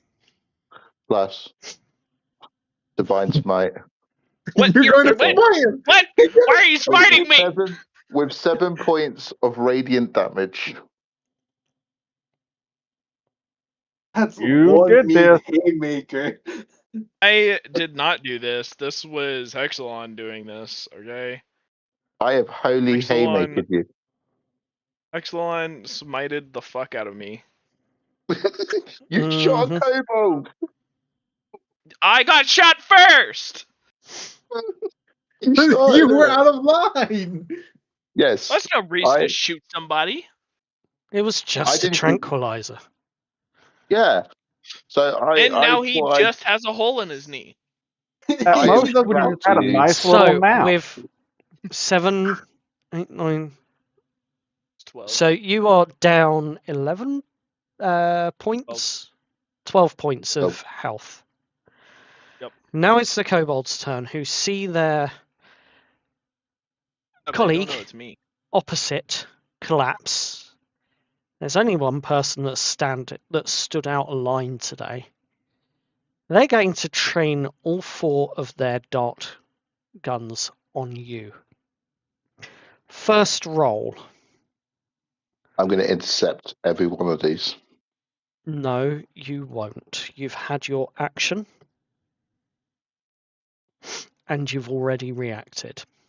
So I apologise. You cannot intercept these. I don't think that's how interception works. Hang on a second. 1 second. I got to find Although it. As technically a it's reaction, new, you it's can, new, if you have a shield or weapon that has, I think, reach. Yeah, Mhm. You can my use that as interception is the interception. reaction. When a creature I can see hits another creature within 5 foot of me with an attack roll, I take a reaction to reduce the damage dealt to the target. Right, You only okay. have one reaction. If you have your reaction still. Yeah, if you you only have have your one reaction. reaction. Hexalon. You've already Gonna high used it, five Hexalon. so you All can't. right, well, I tried to save Jeff. That's okay. I've used interception a few times, so yeah. First attack is a Alright. 15. Does that hit? Nope. The second one does not hit. I only need one of them to hit you. That's the beauty of this. I thought we were gonna talk to them. Well, you Not know, we were straight trying. combat. That's what we're supposed to be We were doing. trying. We Me were too. trying. You I was wasn't. trying to get in there. And all you had to do was wait in line. So Jeff, don't wait in lines. none of Too those bad. actually hit you, unfortunately. My God. 4 random people in the crowd have fallen over. No, the darts would have gone over majority of people and to the other side, so We're all short. they're fine. None of them hit you. You're still standing. All right, back. You know, if this is how you people treat the people that you sent to come help you, I And if fear for this- your race. And if this is how you treat the rules of this establishment by not waiting in line, waiting your turn, and being a polite citizen of the city of Veridia, then no wonder you only get the scummy jobs out of the frickin' hole. Now, what makes you think that I'm in any way responsible to that man falling over on the ground? What makes you think you ain't? Well, the knowledge that I didn't do a goddamn thing. How about the knowledge that you're the only one that's acting up? Well, maybe you just have enemies. Just 'cause the door's open don't mean to say you can come in. You're not welcome here. Go home. We got told to come here. Yeah, and I'm telling you to go home. Go get your boss. I want to speak to your manager. Ah, I think me, Severin, and Kane are just going to take several steps back and Yeah, join no, the we're end. just letting this happen. Yeah, we're joining a little bit further back in the queue, leaving Jeff by himself there.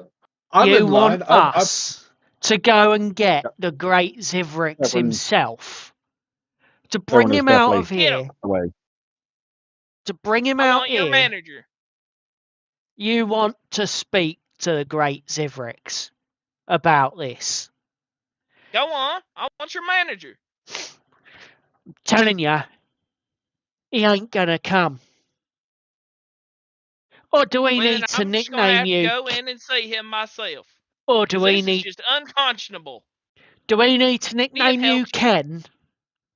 We have helped you so many times, and this is how you treat us. By asking you to wait politely in line? This is disrespectful what you've done. You're not welcome in our bar. You're barred. Get! You're the disrespectful one. I didn't do a damn thing. All you had So to do Severin, was wait 2 fucking minutes.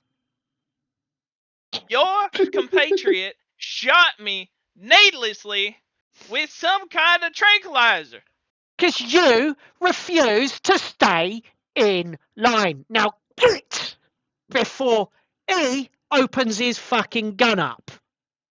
And he points up at what is quite clearly a balcony above the doorway. And you see 2 kobolds, one standing with a crossbow and the other standing with what could only be described as a shotgun, both pointed directly at you. do you come here often, Severin? Damn it. Well, I think I might have screwed up a little bit. Yeah. Do you fancy going home now? Well, I hope whatever's plaguing you kills you. And he turns around and walks away. That honestly would be a answer up to DM, because Severin would have frequented any bar that he could get into. Yes. Would no, Severin actually been here before? I would this say is just yes. Hexalon. No, this is just Hexalon making random conversation to try and Yeah, there's small know. talk. get out of the situation. Just Hexalon, ignoring this.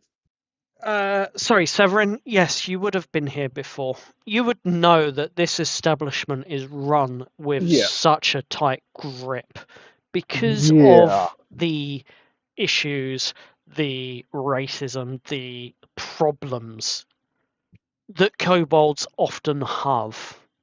What Yep. they're known for, what they're known to be like, especially out in the wilds. Whereas here they have distinctly distinguished themselves. You know for a fact that every year, most of you know this, every year there's a tribute where 20,000 platinum pieces is coveted, covered, and protected and sent down into the wormwell because of the dragon that resides under here. That 20,000 platinum pieces keeps it sedated for another year, whilst at the same time keeping this city, its myths, its legends, and this dragon as a protector. It is the one thing that has stopped this city on many an occasion from being attacked, whilst wars have been waged around it. Now that would Leaving be the a one hell of a city, hike. Yeah, leaving the and I feel city of that Veridia alone. this essentially would be the first time Severin has been here during this time. So if Yep. if they're being turned away, Severin's not going to be happy, because this would be the first time he's actually been able to make it To a to breath night. Breath Night and all. So Jeff's Gentlemen, been turned away. gentlemen, now that the unfortunate soul has gone. Should have made it I leave. do apologise to everyone here that had to witness that unfortunate incident. We apologise for the hospitality. Occasionally, they've already had a few too many to drink before they come in. But it is we absolutely did know him. fine. We are going to waive the entrance fee for the first 20 to walk through the door. We apologise for that abhorrent display. And if you're really lucky, which you are, we're going to give the first 20 a free drink on the house. Try and Ooh. sneak in. Are we one of the first 20? Or no? You lot are in the first 20. Yes! You're We welcome. honestly, we don't know that bloke. I think he was just one of those people who What a pre-tanks weirdo. for the event. It's fine. It's fine. You lot have behaved yourselves. Doors are now open, and you see the red rope that was basically stopping people from walking in get lifted and pulled to one side and hooked up. It's now open, and the first couple trickle in. And as they're walking through, you see one of the kobolds standing there, dressed extremely smart in almost like a three-piece suit. And he's got a clicker in his hand, and as he's clicking it, you see that there are numbers that spin around on the dial counting up.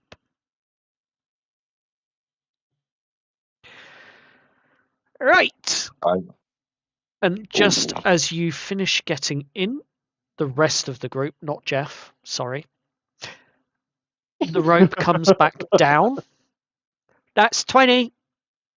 Cool. We'll give them 2 minutes so that they can all go get their drinks and find a seat. And then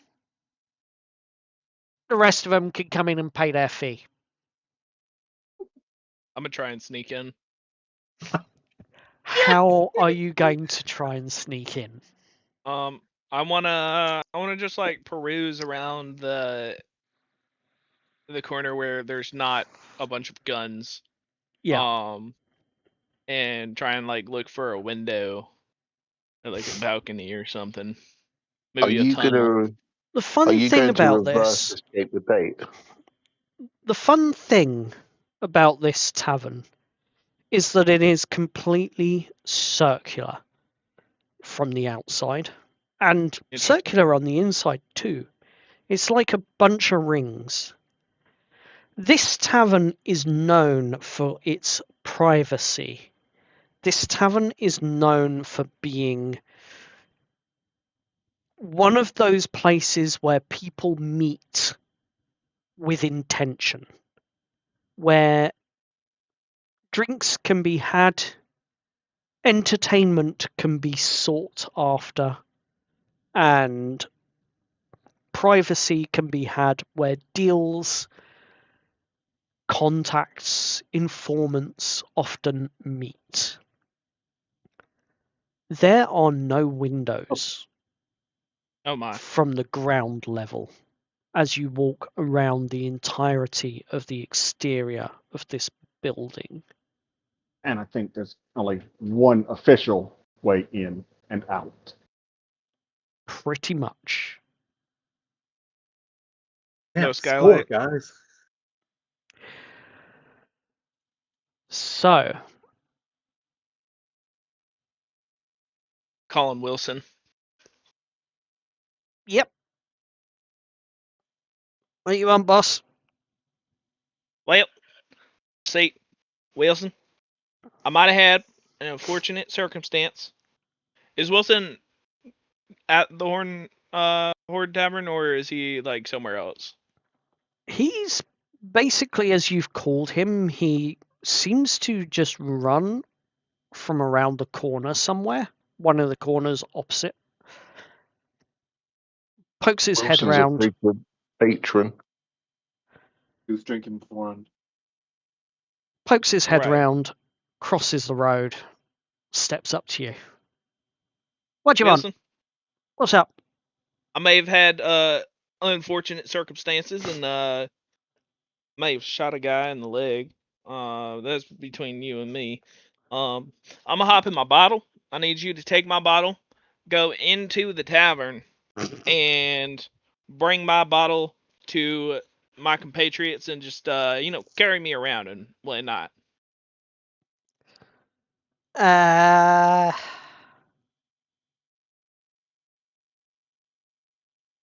Right. Okay. Fair enough.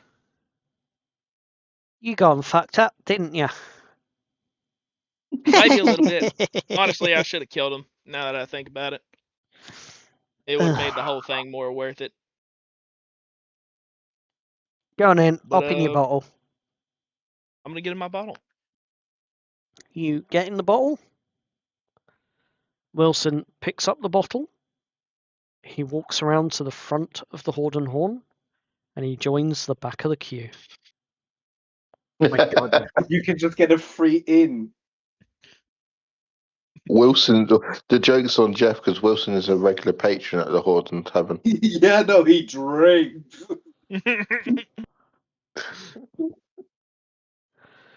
As He's well known. we are waiting for them to catch up.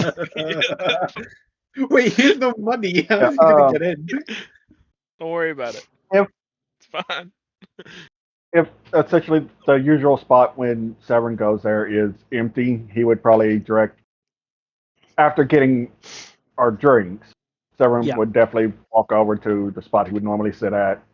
The spot that you would normally sit at when you're in this tavern, bearing in mind it's circular, like the bar Yeah, can pretty much see everywhere, except into the private rooms, Yeah. of which He there are would go numerous. Essentially, deep inside of the bar, where he has a direct line of sight of the doorway. Yeah. You So we're find in your the usual private booth. spots, and as you sit there, you look around. The others Oh. join you. How do y'all think he's going to make his way inside? Because you know he's going to try. Oh yeah, no, he might get himself killed. To be honest, can we go Honestly, one day we- without violence? Can we go one day without trying to kill someone? I didn't try That's to not kill possible. anyone. I could have killed him. You're not there. Just saying. You're not I know. there. Oh, I know. above table. Are we sitting in a private booth Above then? table. You no, it would are. be. You are indeed in I a guess- private booth. This okay. one has the door left open though, deliberately by Severin, so I that I figured you it can was get open kind of thing. a good view. Rather delicately for someone of my size and shape and species, I managed to rather delicately squeeze myself around the table and squeeze myself into the table and sit at it. Yep, you do. There's plenty of space. They've catered for warforges and that here before. You're fine. You're not the first big metal fella that came through here. As long as you I don't know. deliberately break their stuff, they won't have any issues with you. I would try not to. So now that you are all sitting here, I am going to go to my notebook, to Veridia City, and I am going to pull up the information that I can tell you about the Horde and Horn Tavern. So, All of that just for me to wait in the queue, anyways. yep.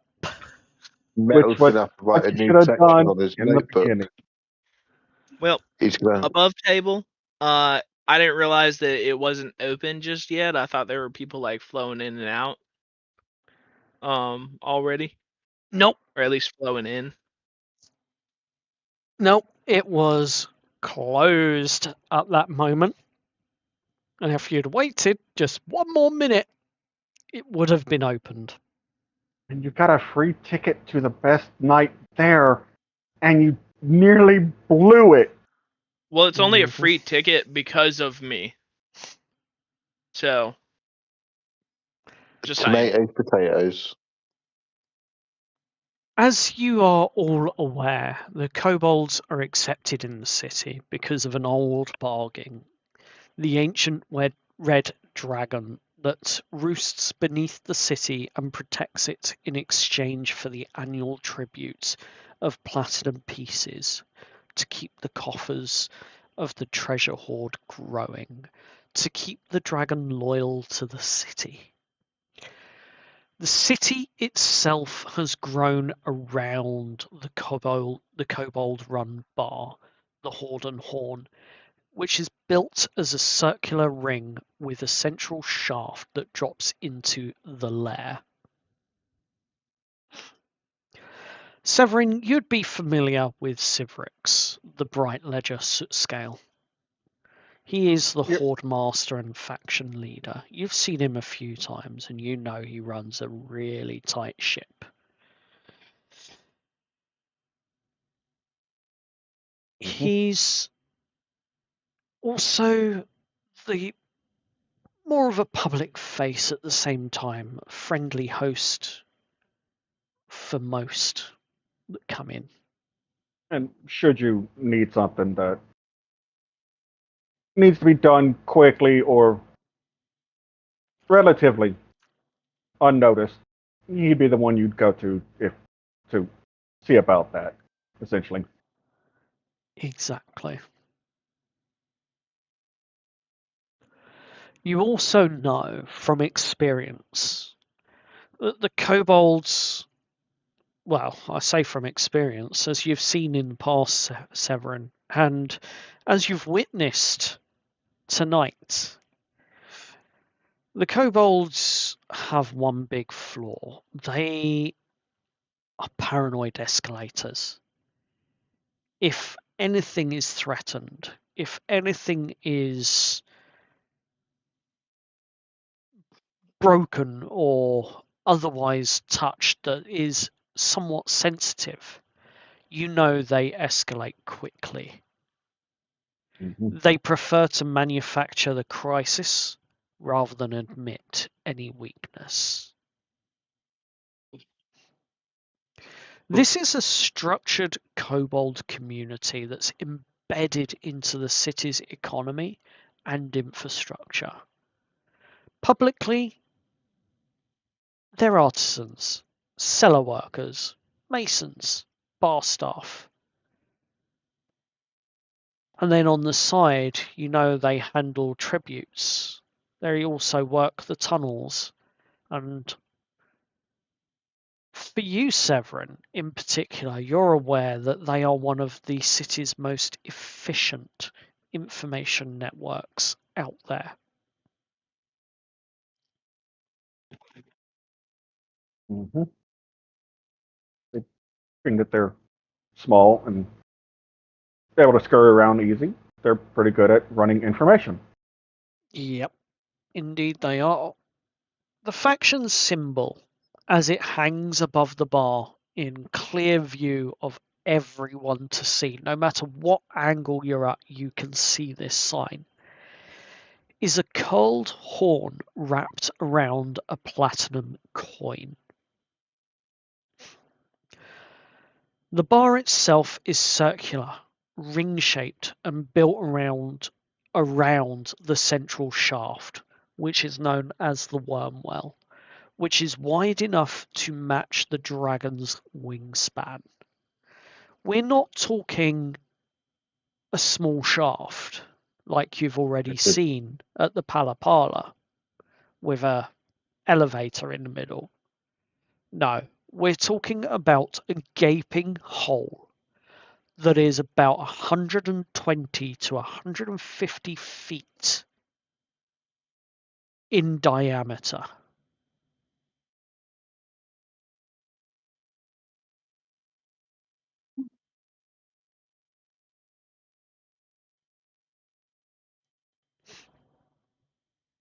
And as you continue looking around the main floor, you also see that occasionally people walk up, toss in a coin, and watch it disappear. And if you listen carefully, you will never hear it hit the bottom.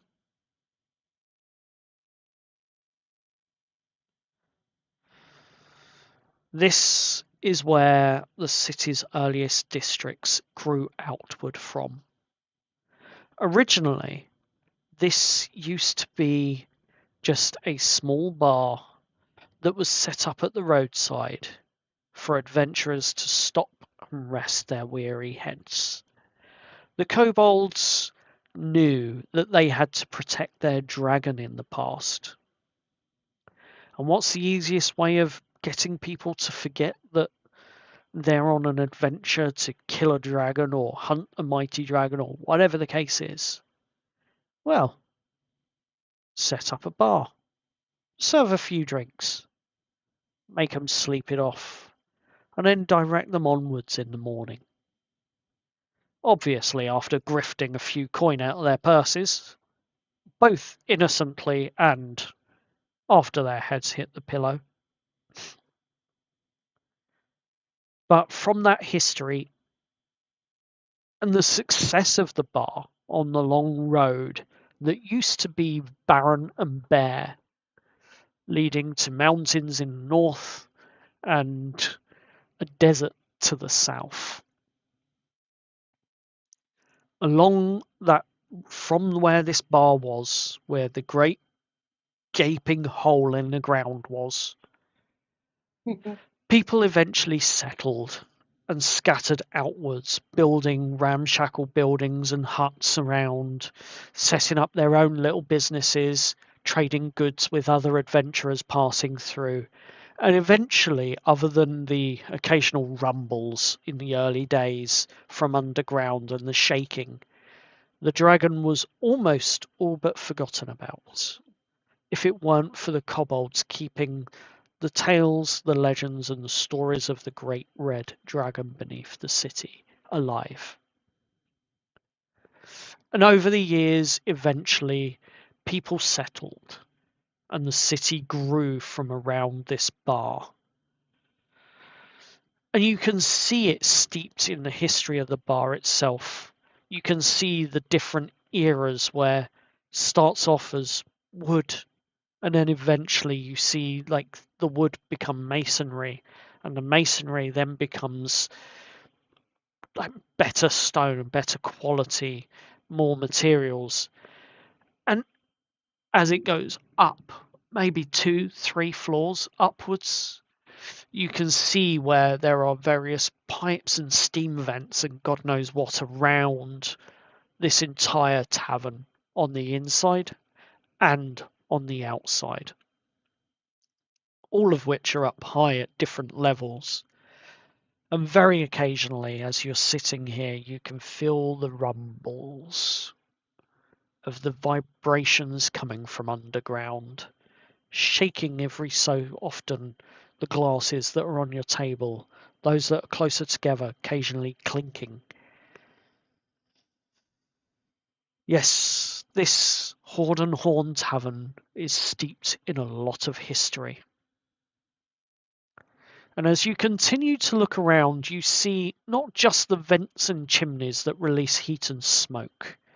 You also see around the edge of the gaping hole, evenly sectioned off, are sigils and runes that have been carved into the wood that surrounds the gap.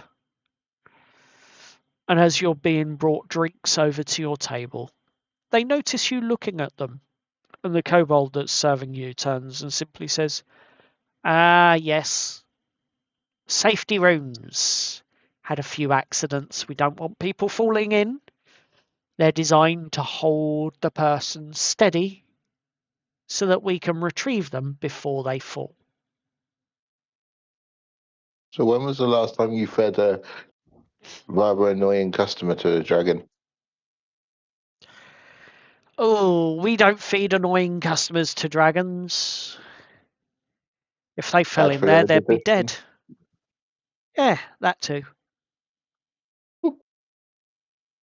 They fall in, they'll hit the bottom, they'll split their head open or something. There ain't no surviving that. Don't know how deep it goes now. Oof, that's been lost to time, but I was told it goes down 250 feet. That is a Jesus. very deep If shaft. that's the case, then I Yeah. don't think it'd be just splitting their head open. They'll just be nothing but paste. Pretty much. Wilson gotten in yet? Pavement I would pizza. say by this point, Wilson's maybe halfway through the queue. Almost there. You're Waiting like a good little imp. Yep.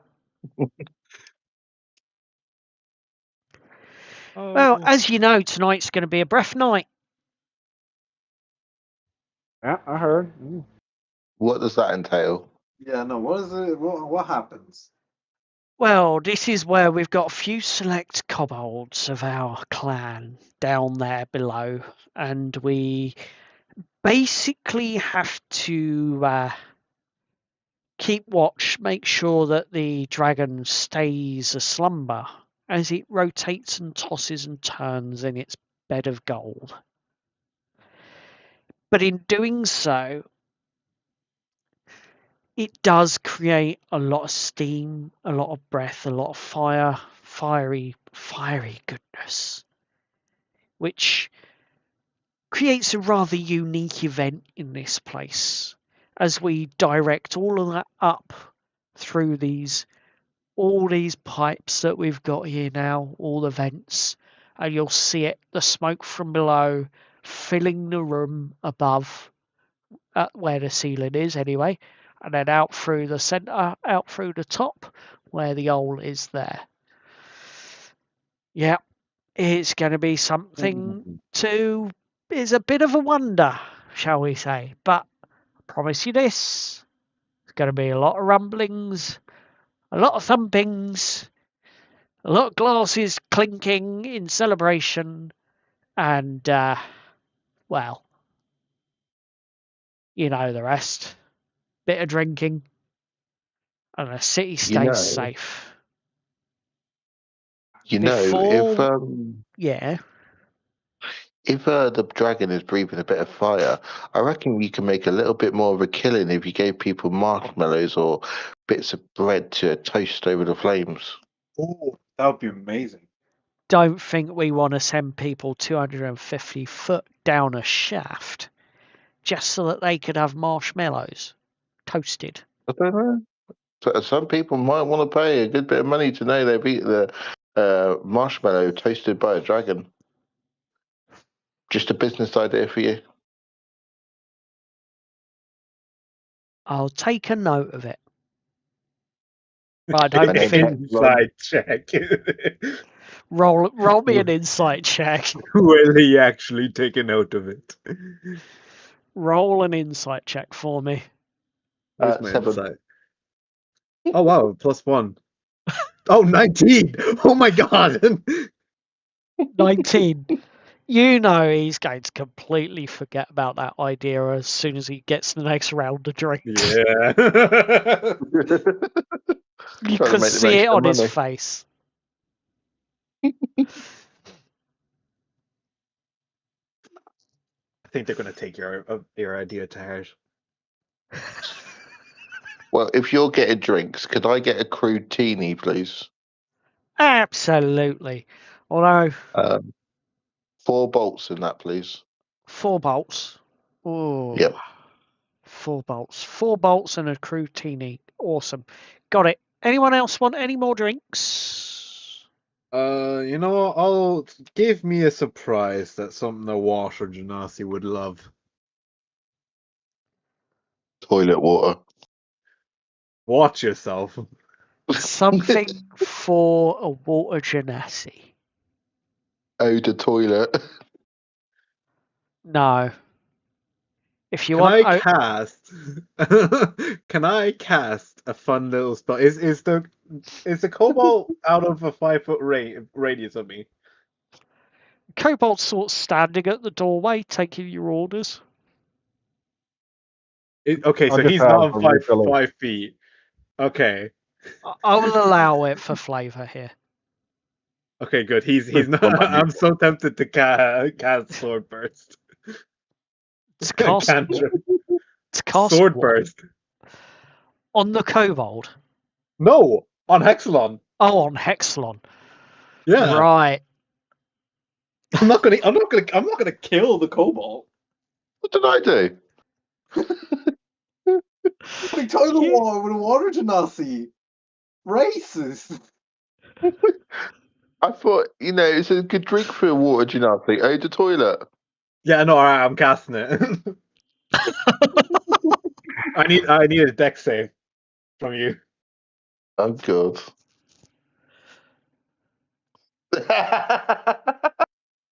Oh, great. 5. 3 damage. Magical sword just stabs him in the back when he says toilet. In certain Warforged circles, that's counted as flirting. Severin has essentially let out a audible groan as he is rubbing the palm of his hand down his face. Uh-huh. Oh, please ignore these two, and I'll just have a refill on my usual, please. It's whatever you have, housemaid. Yeah. Ignore this one. He's allergic to fun. House ale for you? Perfect. Right. I'll be back shortly. Jeff. No, it's not that I'm allergic to fun. It's just that the fun seems to get us all in trouble. Severin, I say this with the greatest sincerity.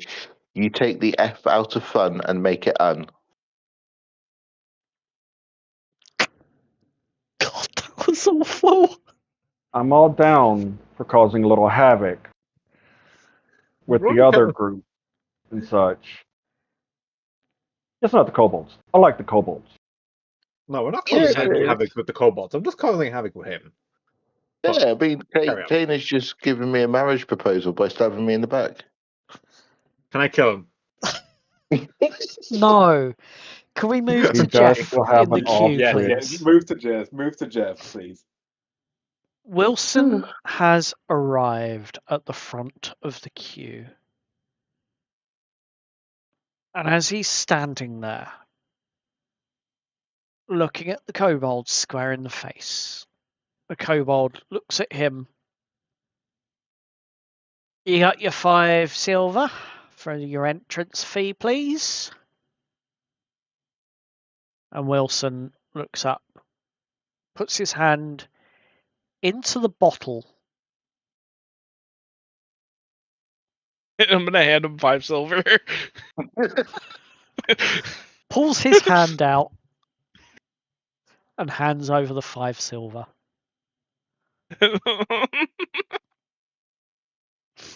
A very bougie glass handbag. Kobold opens the rope and allows Wilson in. Wow. Didn't say no outside drinks allowed?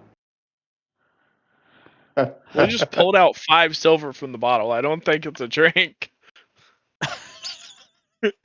Yeah, no, you have a point there, to be honest. Exactly. As Wilson enters the Horden Horn, he looks around. He spots the rest of you on the far side. Walks up I to can the see edge. Wilson. Oh, Walks up to the edge. Williamson. Puts his hand in the bottle and mutters, "Give me a gold." What do you need a gold for? Trust me. I'm gonna give him a gold, I guess. He pulls his hand out. And as he pulls his hand out, he's holding the gold coin in one hand, he's holding the bottle in the other. And he holds both of his arms over the edge. Coin for luck. And he tosses the coin into the pit below. As is the tradition here, gotta cast your coin if you want luck. Huh. I see. Now, where does that pit go there, Wilson? Dunno. Oh no. Can we get a dex saving throw to see if Wilson accidentally drops the bottle? No. Please don't. Please don't. What Actually, he you know what? That could be funny. what he does do, however, is as he's no. holding the bottle, he puts his other hand underneath the bottle and Oh, no. balances it on his hand before snatching the bottle back as it's about to tip over. I like Wilson. Interesting. He then walks around and sits down in the booth with the rest of you. Puts our friend Jeff see. on the table. I'm gonna tap on the I wall see with he the bottle decided and just to wave. use his bottle and you to get him inside, Mr. Williamson. Absolutely. I believe the command that was given was go home. That's not what I said at all, Wilson, and you know it. Oh? The command that the kobold gave to you was go home. Oh, yeah, that is true. They didn't say where I was, did they? It's factual. Your Yeah, home. it's very nice to see you here. Your home is your bottle. That is true. Your bottle can be transported and moved. I'm the one that came in. I'm the paying patron here. He's home. Yeah. He's gone Well, home. with my money. Well, you stole it for me, so I think you're entitled Hey, to half. half of that, half of that was was half. mine. Half of that was Yeah, mine. that was half. No, there's more there. You Well, counted it in I, for front of me, one, remember? Well, potato, tomato, potato. Whatever. You're here, aren't you? it's nice to see you, Wilson. It Thank is nice you. to see you, Wilson. Thank Yeah, you, we thank you. No, yeah I we do feel believe. that Jeff is too mean to you. Nah, he's all right. He's a softy at touch.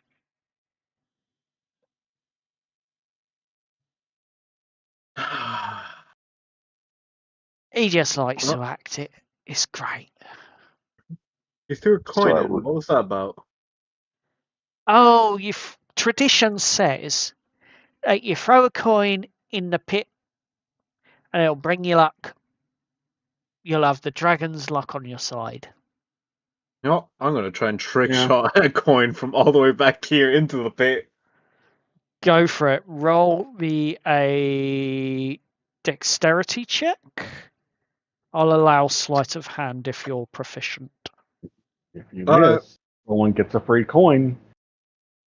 Sure. He's Or completely someone fine. gets hit by a coin.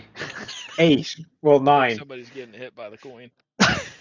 What did you roll, sorry? Who do that? I rolled a 9, so it's not bad. You toss the coin from where you're sitting to try a trick shot.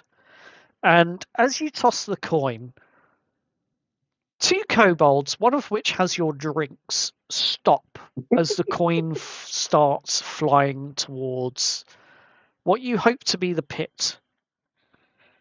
Tony. The first kobold comes back and brings your drinks and sets them down, distracting you just long enough as the second kobold reaches up. And as he reaches up,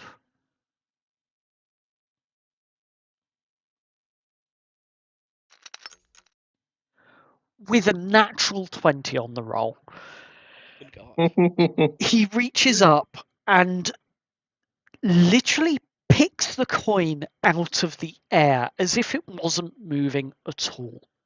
It is so quick, so sharp, so precise in its action. And he pulls the coin down and has a look at it.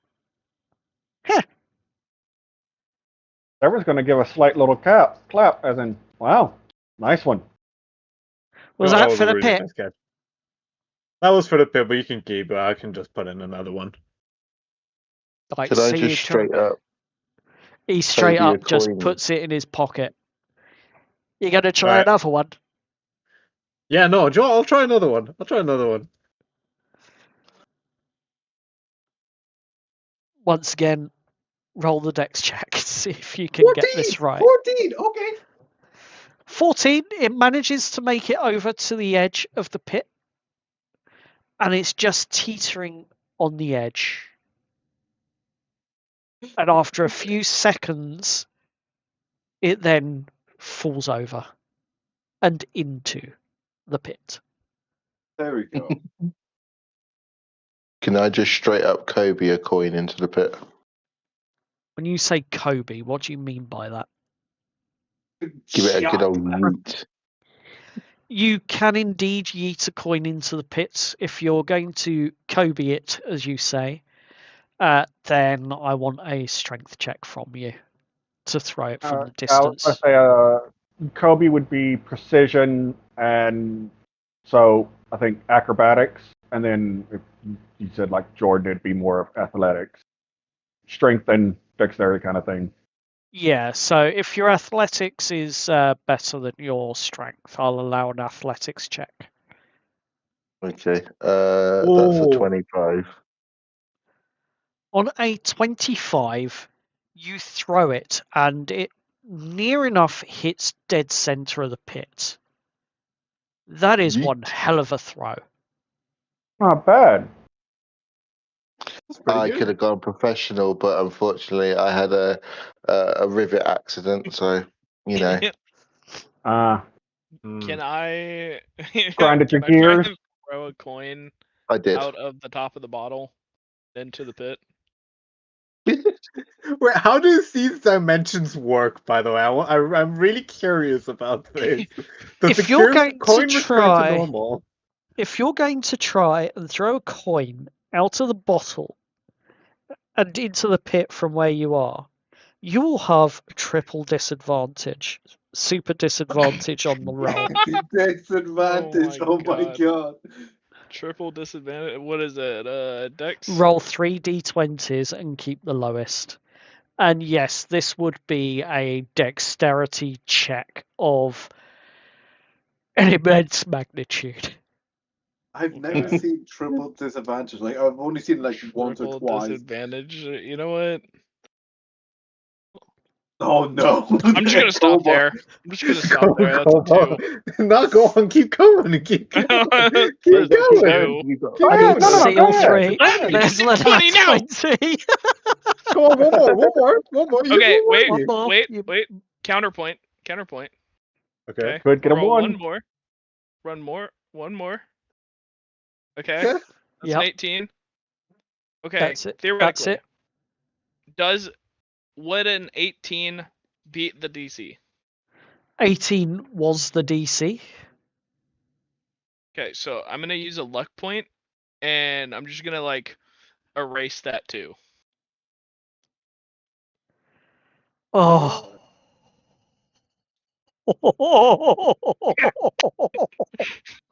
Wow. Actually, Yeah, I've never actually seen a moment when a player outsmarts a DM. that's clever. That is Fair. Took away clever. one of the disadvantage. That is Fair. clever. But that just means that he won't have it for if we get to combat and he needs something to save his ass. That's okay. I still have one more point. how long can you stay in that bottle? Actually, I'm 4 6 hours. hours. Oh, 6 Oh, hours. okay. Yeah. Yeah, So, as you toss this coin and yeet it out of the bottle, getting it up the neck was going to be the hardest part. Getting it up at an angle that it needs to ping out of the bottle and towards the pit was even more trickier. This is a trick shot that even you had no hope that you would make it. And it barely does. Rather than anything else, you toss the coin and it hits the inside of the neck of the bottle at the perfect angle to then bounce out upwards. And as it bounces out upwards and comes over the lip of the bottle, the rest of you suddenly see this coin grow in size to the size of a normal coin. And then it flips over and it hits the edge of the table. And then it falls forwards off the edge of the table, spinning ever so slightly in a way that allows it to roll across the floor to the edge of the pit. And just as it looks like it was about to topple off and stop rolling, it hits the edge, the lip, and for a brief moment, it's standing there before it disappears into the pit. Okay, now a question. Does Wow. the pit actually do anything mechanically? Nope, not at this time. Damn it. However, You mean by that? However, it's not long, maybe 5-10 minutes after that incident, and your drinks have all been served, that you all feel the start of some rumbles from deep beneath your feet, underground, as various parts of the room shake. The glasses and bottles that are on the table begin to clink together. And as they're clinking, you, Jeff, inside your bottle, feel your bottle shaking side to side quite dramatically. Whereas those that are out of the bottle and sitting around the table normally feel the deep vibration more than anything. And as you look up, you see the steam and smoke begin to pour out of various vents above you. And then after about 30 seconds, it stops. Oh, it looks like it's almost time. About 2 more of those, and then we've got the event itself. So keep your eyes peeled. Keep the tavern lively. And let's get another round of drinks out to everyone. Enjoy. And as that's said, you all look to see who was speaking.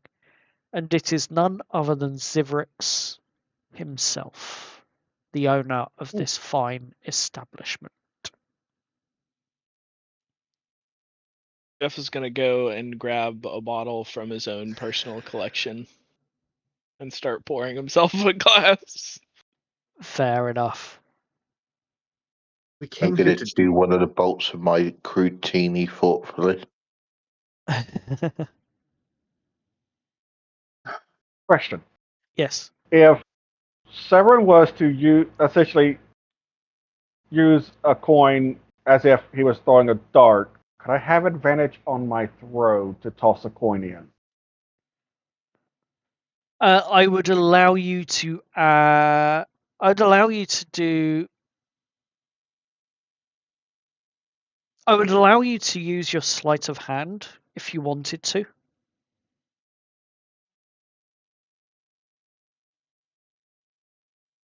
Okay, we'll do that because yeah, he probably would have watched everyone do that and been amazed with how Lucky. Hexalon had did it and how lucky Jeff had because he was when he seen it come out the bottle, he essentially leaned forward over the table to watch it roll down. I was just waiting to see what would happen. I was like, oh, okay. And then, Zerwin would have reached into his pocket and pulled out a platinum coin. Yep. Because he had one for if he ever came by here. and would have been okay. Let's see. Waited to make sure that everyone was out of the way, and just had it pinched between his fingers as if it was a dart, and waited and just swiftly flicked his arm and tossed it. Fair enough. Roll your d20 and add your sleight of hand. Okay. Let's see. 11, 16. 16? Yeah, you make it without any issues as it sails through the air almost like a dart, precise, and drops in maybe a quarter of the way into the pit, into the middle of this pit.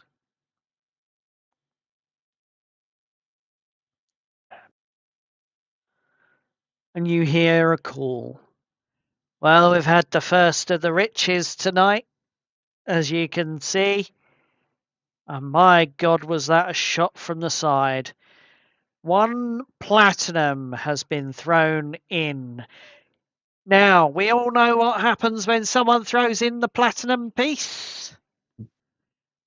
And you start to hear the sounds of everyone thumping their feet and hands and fists on tables, clinking of glasses, and the beginnings of what sounds could only be described as a sea shanty starting up as people begin Yeah. and kobolds begin to sing, and you hear the words of the song, the tale of the dragon and the kobold, and how the dragon myths being kept alive, how the dragon still protects the city.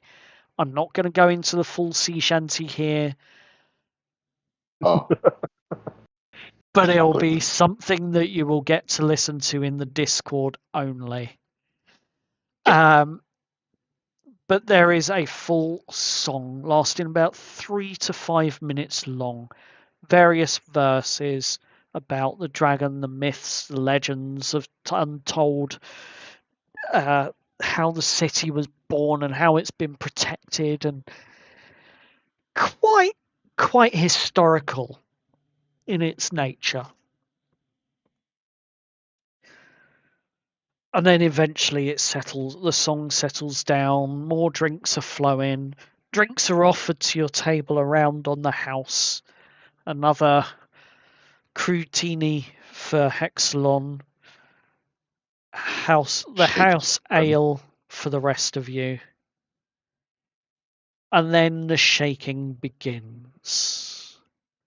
Rooms, the floor, you name it. It's quite violent this time. Not unsafe, just violent. And you see the chimes that have been hung up in each booth, not normally here. This time the shaking is enough to start them ringing. The chimes, So, high pitched. And then you see it, the first of the belching bellows of smoke coming up from the pit from deep below. As it rises up to the ceiling above, you see the occasional spit of flame as the smoke from the vents catches and extracts itself upwards, meeting with the bellowing smoke from below as it rises up and out the center of this building.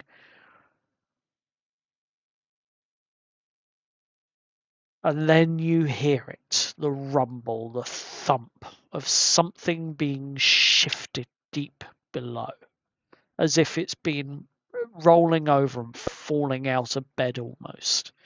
It's that sort of distinct thump that echoes up. And then you hear the snarl, gradual growl of what could only be described as a dragon. Deep moan and growl from beneath. Then there's another belch and bellow of smoke rising up. Just as suddenly as it started, although there's still some smoke drifting out, it stops. The vibrations, the shaking comes to a halt. Glasses stop clinking, bottles stop rattling about on the tables. Jeff, I want a athletics check from you, please. Sorry, it'll be dexterity save For who? from you. Ooh. You're in a Oh my. bottle. Oh yeah. What did I miss? What's going on? Second rumble, it's now a little bit stronger, and you now have to save to make sure your bottle don't fall and shatter. 21. Your bottle stays If it standing. shatters, you get shunted out, Yeah, that would be bad. Your bottle Well, stays and then you get standing, shunted out thankfully. again. So, well, there you have it. That's the first of the night for the Breath Night. Hope you enjoyed that show. We've got more to come. There's 3 more of these. Next one, if I'm correct, should be in about 20 minutes. So get your drinks and enjoy the show. In the meantime, I would just like to announce booths number 3, 7, 9, and 15 are all closed. We have meetings going on. Privacy has been requested. Ledgers have been updated. Enjoy the night. This round is on Mr. Roland. There's a cheer from the rest of the tavern as people begin to stream and head towards the bar to grab their free drink. I just look around. Are there any familiar faces that we've seen before here? Roll a perception check for me. Also, weren't we going to do something here? Yeah, you Were we? are. Yeah, we were going to do something here. I'll Talk do to the that as well, kobolds. because We had a Severin job would to do. be looking around the moment he had heard Roland. 22. 6. 22. On a 6, you don't spot it. On a What 22, was you Roland? look up at the booth number, Severin, and you realise you are sitting in booth 15. Wait, was 15 one of the numbers he had shouted out about? Yep. Mm-hmm. And a few moments later, whilst the chaos is at the bar, there before you stands none other than your benefactor's aide, Roland. Ah, Yes. right, right. And It's Oh, you. not who I was expecting, but he yes, walks in, he closes the about it. doors, takes a seat, crosses his legs, looks at you all. Severin, there's a switch under the table where your knees are. Would you mind flicking it for me?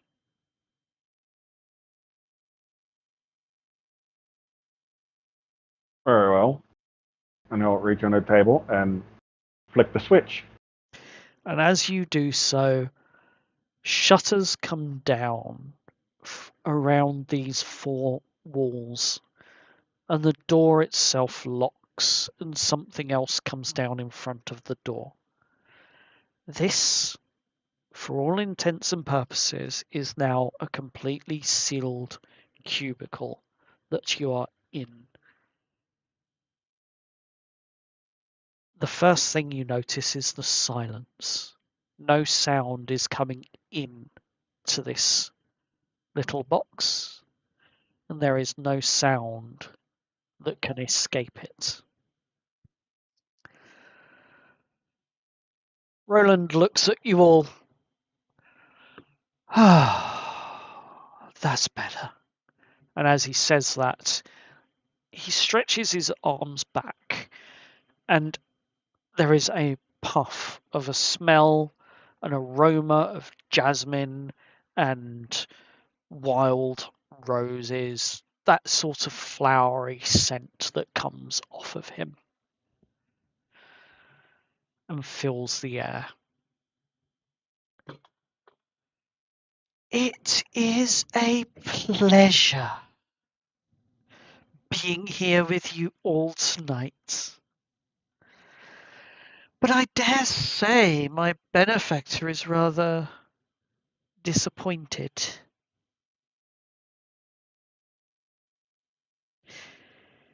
Why? Well, your benefactor, my boss, your benefactor, I must get that right, has seen the unfortunate news of some missing information and a falling star. He was not best pleased with such a performance. Supposedly, It it was a failed stunt act. Oh, The yes, testing. we all know what the story in the parchment said. Ah, dear. I mean, it's what I've read. Anyway, I'm not here to discuss that. You got results, and that's what mattered. Fair enough. My Why have you summoned us here? Besides, to partake in the well, it's event. breath night. What? There is not a better night than this night to be here in this tavern having a drink with some friends and offering you another opportunity. Only this time it's going to go towards the goal of turning this corrupt city into a lovely garden.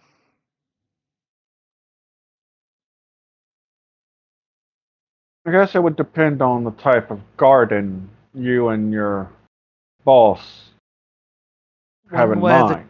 one where the truth can truly be free, one where the green of the meadows shall be, one where the stars shine from above, without the lights of the city and the smog of the rough. None of your fey flower trickeries as well, I hope. Oh no, it I do wouldn't be. recall tales of daisies asking to be plucked and then turn into trolls before hitting you and running away. Oh, those were the days. Those were the days. Yes, fraught with danger and wild antics. Those were the fun days. No, no, no. Nothing like that. Although there will be wildflowers and meadows and trees and vines and all sorts of wonderful playground pieces for the Fey folk to reside in without the smog and the pollution of that horrible mechanical earth. Mm, Yes. Pollution is a issue. I give you that one, especially when you get the annoying, slightly acidic rain. Yes. One where the grey mentals will actually do their job because they can't avoid seeing the truth because of Fey trickery, as you call it. One where if anyone tries to lie, people will know. Not quite sure how we're going to play that one yet, but I've been told by the Archfey himself that he wants the City of Truth to actually tell the truth. For those that protect it, to actually see the truth. And this job tonight is just one of many steps to get us there. Okay. So, what's the job? Well, it's a contract, you see, with the kobolds of this bar. Rather profitable one, I might add. One where we gain access to the tunnels below. We gain exclusive rights where no other faction has ever been able to tread. One where we can use the tunnels below freely. That's the That benefit. tells us who and possible what we get out of it. Doesn't exactly state what we need to do. Well, you see, this room is sealed like this for one simple reason. I'm sure you've heard of the myths of the Wormwell and the Red Dragon that resides below. Yes? I'm familiar with them. Good. Forget it. There's a problem you may have noticed on the way here. It's a problem called fear bleed. Oh, that's what we felt out I there. think I might have got Oh. that on the way here. Yes. Had a bit of a taste. Didn't like it. Nor does the city. The problem is if the fear bleed's allowed to continue, then the issue becomes one of phantasms so lifelike that it could actually cause harm to the people. That's something we all want to avoid, of course. So, with the highest of confidence, this contract is only known by our benefactor, the Archfey, myself, and the kobolds and Liliane at this current time. Now, I need to hear it from each and every one of you that whatever you hear in this room, you swear upon the curse of an Archfey that you will not repeat it outside of here, because the city depends on it. Severin's going to slowly turn his head and look at Jeff in his bottle.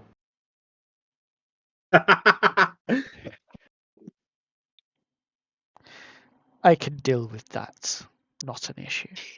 And he picks up the bottle, and as he picks up the bottle, he pulls up one finger, places it underneath, and you feel the bottle as you're standing inside it begin to vibrate and eventually resonate inside.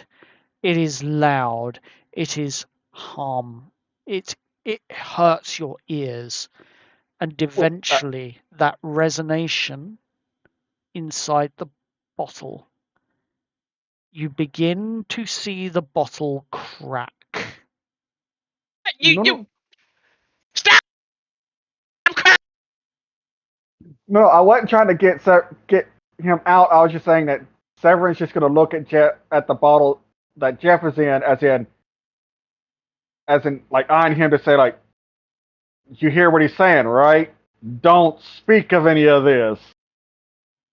The bottle sings I and understand that, smashes. with it, you can only use it once at certain levels, so I didn't want to actually shunt him out of the bottle. Oh, he needs to be here in person. You He also needs to not be actually here. Yeah, motherfucker! I've cleared that one up. I wouldn't worry about it. You know what? You broke my goddamn bottle. You have Okay, permission to be Thomas. here. I don't fucking care. That was my goddamn bottle. He You broke it. pulls. You could have simply just said it. He pulls a Jeff, You you could have will bottle. said, be, "Oh, but you're in no. the clear now. Get out your bottle." You didn't have to break the damn thing. He pulls a bottle out of one of his bags that he's carrying. Besides, I think your bottle needs an upgrade. Are you gonna replace everything that was in there? I promise you, I had a lot. He puts the bottle down in front of you as you are kind of just sprawled out on this table at the moment. Yeah, Severin definitely would have grabbed his drink before realizing what was happening. He's like, oh, nope. I know what happened, so I have my drinks in my hands.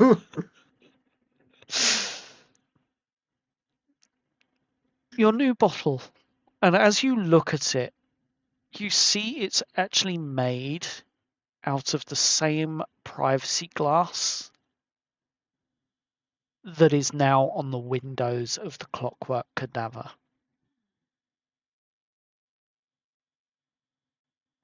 Jeff's gonna That definitely snatch the looks like it's a bottle. bit of an upgrade. You know what? I appreciate the new bottle, but I want everything that was in my old bottle replaced.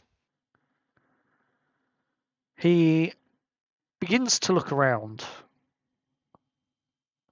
Jeff is going to get killed. Very well. And as he waves his hand upwards and snaps his fingers, you begin to see an amalgamation of boxes begin to appear inside the bottle.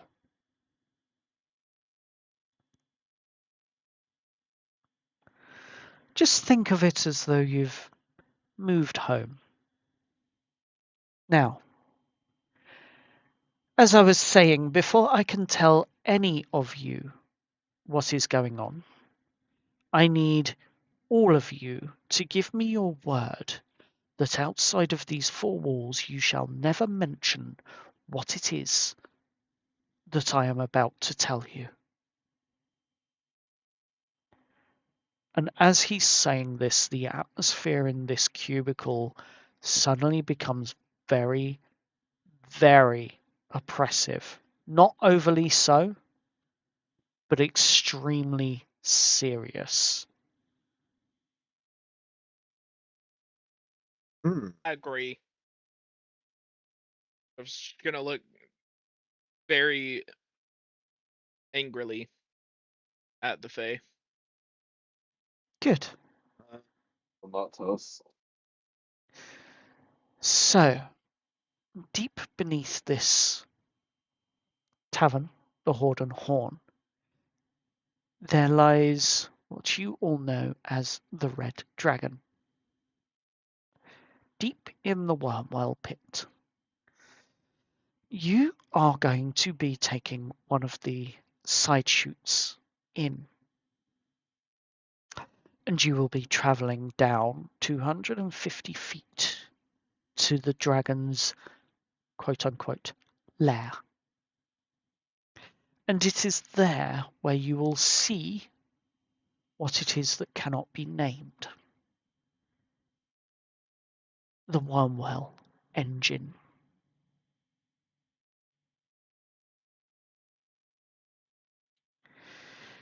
There is a problem that requires fixing. The Wormwell engine has to have these breath nights, and they have been normally once every 3 to 6 months. But you've probably noticed recently that they've, over the last sort of 2 years, they've been every month. And if this problem isn't fixed, it's going to take a breath night every couple of weeks, then eventually every couple of days, then Yeah, all right. eventually every night. It does seem to have increased on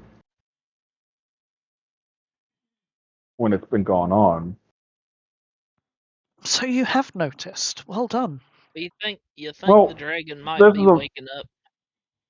this is my first time actually being here on this one, but the only reason is because of the job. But yeah, if what you're saying is accurate, then yeah, it does seem to have increased in what's the word? Regularity. Yeah, that one. Indeed. I have a question for this. Yes. You're saying the worm-wheeled engine there's something wrong with it. Is that There correct? is indeed something very wrong with the Wormwell engine. Now I'm going to It's ask a old. blunt question. I'm going to ask Yes. a very blunt question. This problem with the worm-wheeled engine, it doesn't manifest in purple tentacles or tendrils in any way, shape, or form, does it? No, but that's just a part of what could be a small issue. It doesn't manifest it. Okay, and then are you trying to tell us that the dragon that slumbers below has intestinal parasites, That for would want of be a a better word? very, very good cover story for what's going on. That you, as the brave adventurers that you are, cleanup crew, are not scared of the myth of the dragon. You're not scared of the dragon at all. And its stomach has been upset by parasites. And you are going to go down and treat it, the dragon, whilst it slumbers, and remove these parasites in order to help with the unfortunate occurrence of these regular breath nights. Slow it down and bring back a sense of normality. I like that. Trained dragon trained veterinarian dragonarians.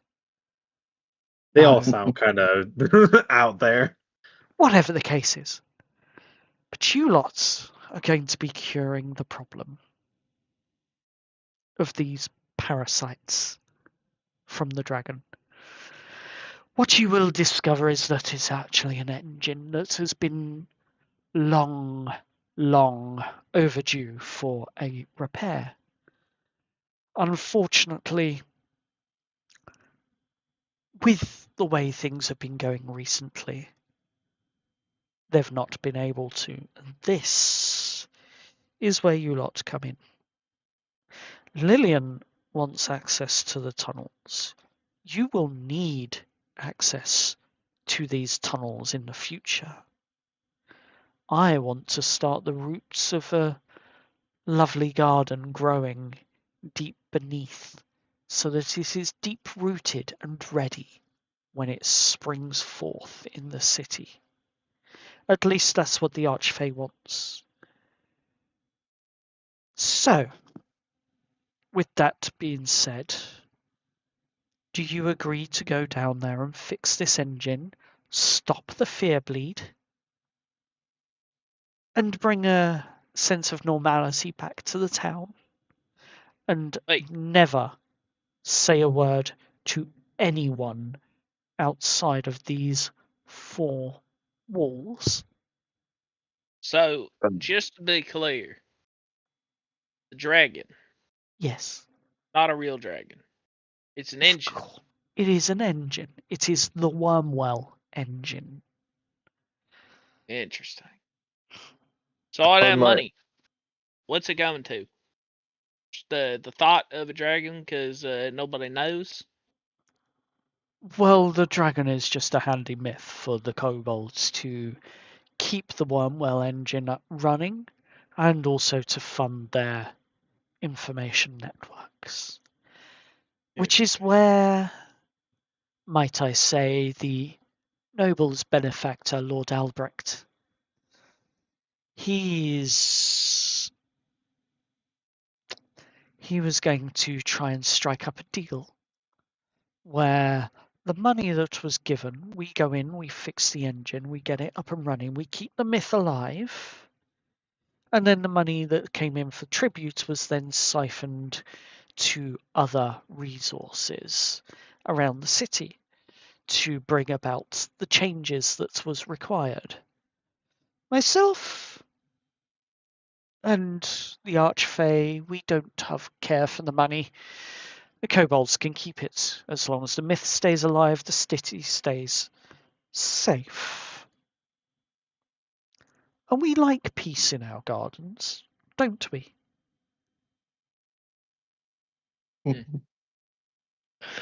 Well, upon my oath as a paladin, I shall become your hell diver.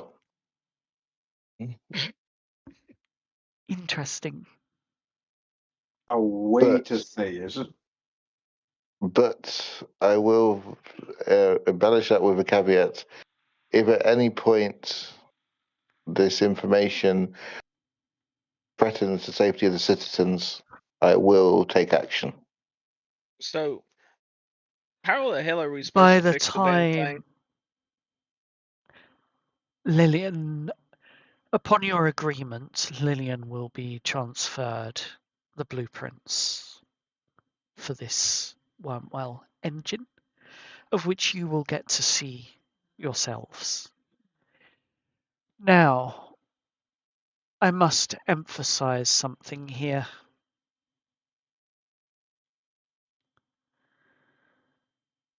It is not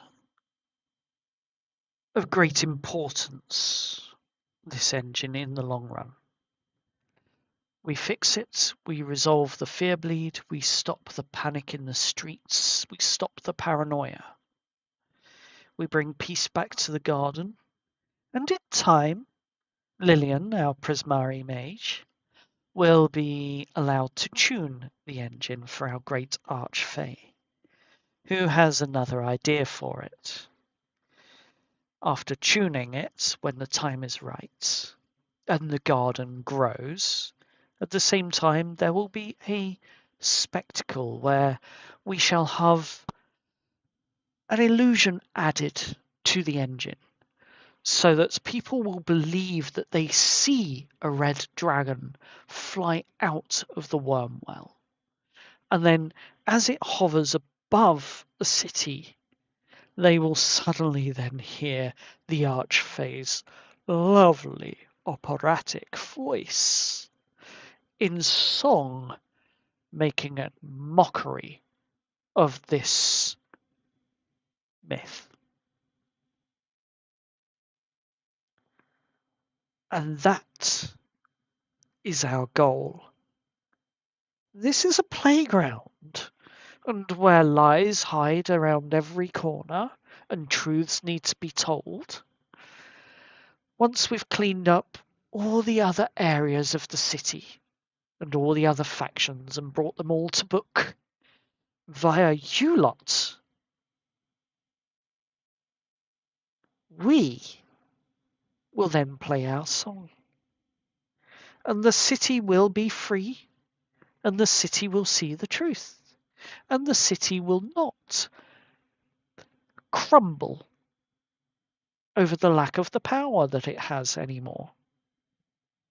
You see, delicate balances need to be adjusted first, before we play our final prank. And at the same time, the people get the freedom of the city without falling victim to its corruption, as that'll be rooted out and gone. And that is the Archfey's plan.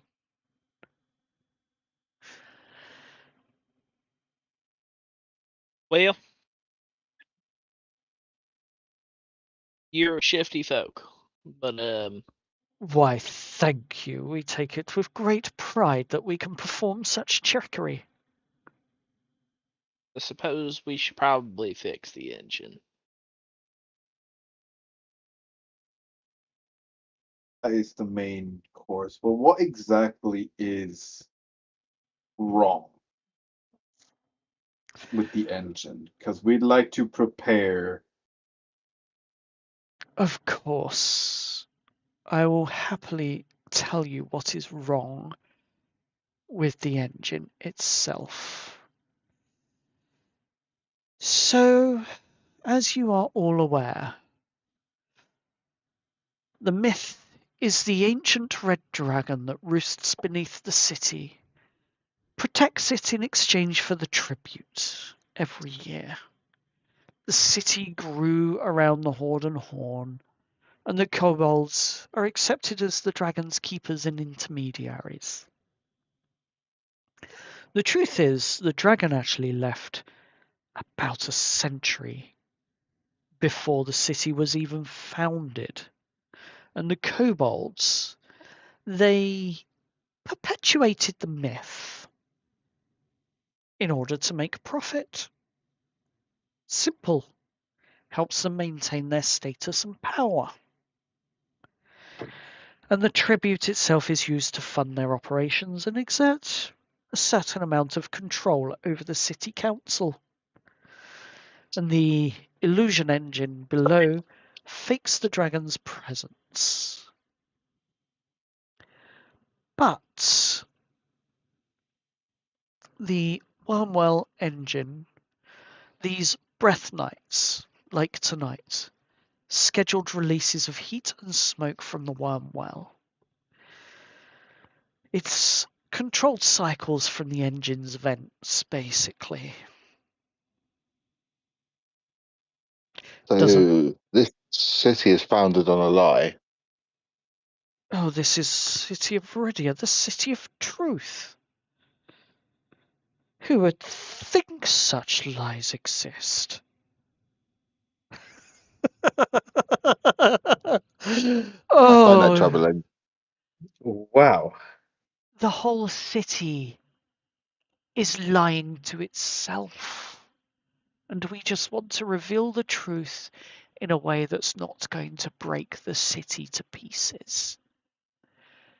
Do you know how many Cold Wars there are between all the different factions in town? Nuke. Well, too many. And the only reason why nothing spills out over onto the streets is because every faction is scared of someone and something. Oh, like the lamplighters are afraid of us. Yes. And the Synod is afraid of the Lantern Rites. The philosophers in their towers, the sages that make the rules and laws and philosophize over everything, devolve themselves deep in their pits underground beneath the tower. And their philosophy comes down to one of two things.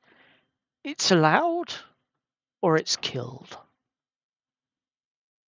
The truth of this city is it's created, devised by minds more intelligent than all of you combined, in ways that omit details whilst telling the Truth, the beautiful, pretty truth. The roses on the flower, the petals of the roses on the flowers as they bloom is what the city hears and sees in its population. What they don't realize is the compost beneath is but mere blood and crunched up bone of people that have suffered and been crushed under the weight that the truth provides.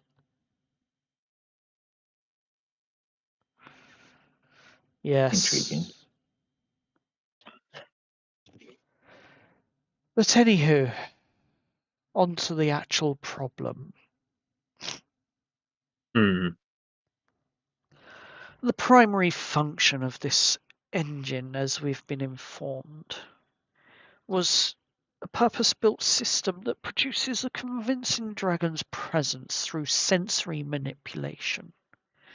Doesn't need to be perfect, just convincing enough for observers to think it's real. And yes, every council clergy member, even the mages in their towers, the philosophers and the synod, do not know what the truth is. They all believe the dragon myth because it's the only feasible option. Where would these cunning kobolds get the ingenuity to build such an engine? It's they wouldn't think of that being the truth at all. No, they actually believe the myth and the legends. Would you believe it?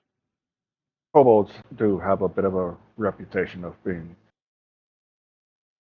just clever enough to trick someone, but not smart enough to devise something as such. So, yeah, using the legend or information of a dragon did seem to help them out. Exactly. This is such a web. So the smartest people in this city, the absolute pinnacle of intelligence, Are are believing the stupidest little smallest critters here. lie. Yeah. Yeah. Exactly. Has none of them tried to cast any higher level spells? Oh yeah, they've tried. It's also the whole thing of dragons are sometimes known to roost and make homes in caves or pits and then go to sleep for centuries on end. Yep, So it kind of would play off well with it. exactly. How do you know all of this, Severin? Books. Have you not read any books in your life? You can read. I can read a lot. Now, what would an intelligent fellow need with books? What wouldn't an intelligent fellow Well, need with books? it would help Hell, them know when to keep their mouth shut and when not to. Kane smashes his head on the table. Look, let's put it this way. The issues with the engine are illusion lags, heat surges which are uncontrolled, and fear bleed as you've experienced tonight. Let me explain. The illusion lag is the dragon silhouette that appears at the wrong time or in the wrong place. When you look down the pit on breath nights, and we'll all go and take a look ourselves in a moment when the next breath happens, you'll see that the breath occurs, but the illusion of the slumbering dragon and the flames from beneath comes, if you watch closely enough, a few minutes late. Well, a few seconds late. A keen observer might notice. Question, which may or may not solve this whole problem. Yes. Have they tried turning their machine on and off, off and on again? I don't know. I'm I have a friend who is good with making things, and he says that some machines usually you just turn it off and on again, and it usually fixes its issues. That or use Sometimes. a really big wrench and beat the shit out of it. I cannot Sometimes. condone. I cannot condone violence against a fellow machine. I can confirm that if you just beat a tin can hard enough, it will do what you want. Oh my god, I am going to drink. Yeah, if something goes on, we can't get out real quick. Thing is locked up. The next So part of the problem. I see why there's a bar here now.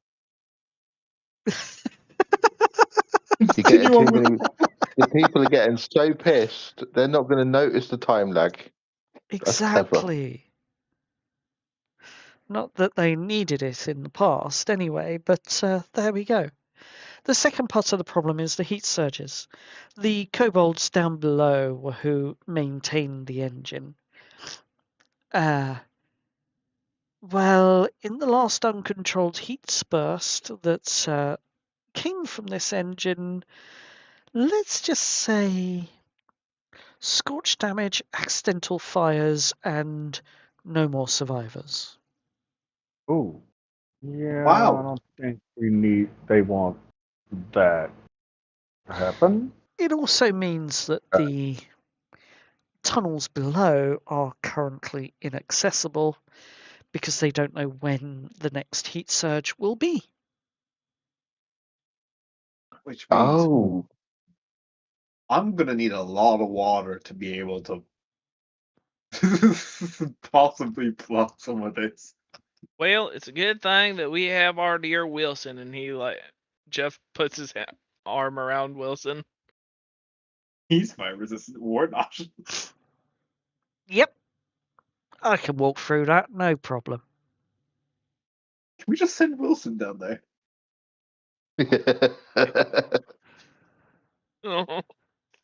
Well, and then obviously the fear bleed itself. It's a fear resonance effect. Kind of leaks, causing nightmares, panic episodes in the nearby districts. Why? Why? What kind of scary shit you got down in there?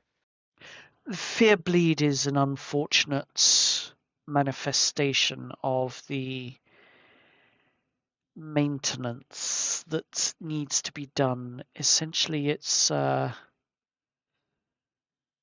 building up inside the engine and it needs to be cleaned out. It's so walk softly and carry a big brush. it runs on obsidian, an obsidian core.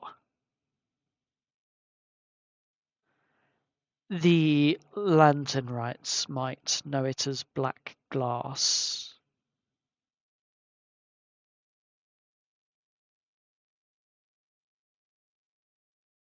Hmm.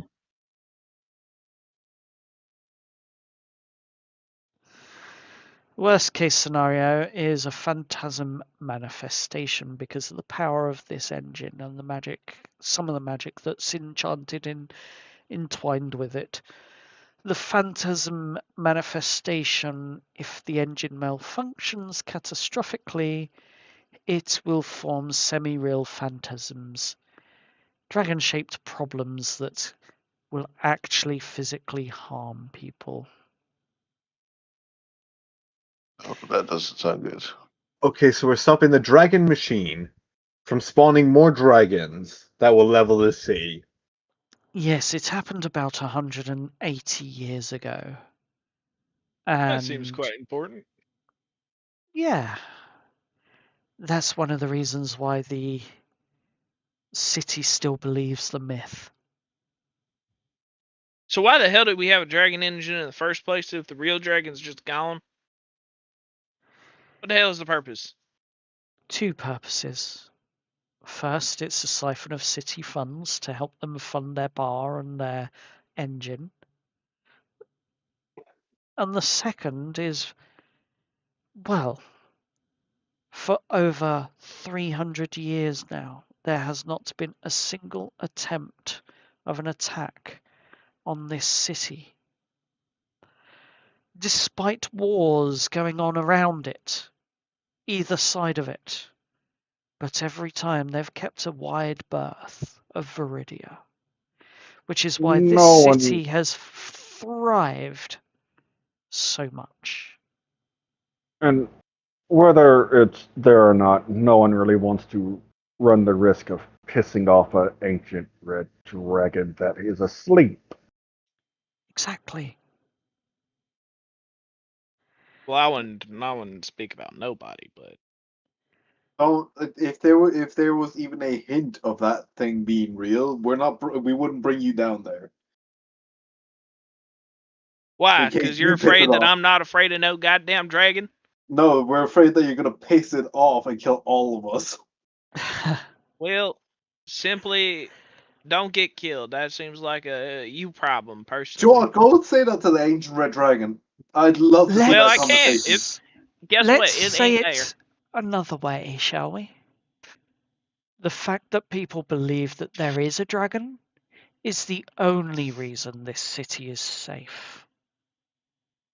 The minute we lose the myth is the minute that there are 3 different kingdoms all wanting a piece of Veridia.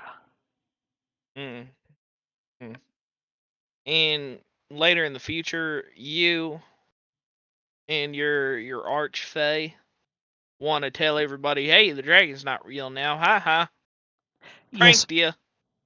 but before we get there, we want to clean up this city's act first. Remove Well, the cleaning the city up corruption. Because don't if really we help can with the remove the kingdoms. corruption,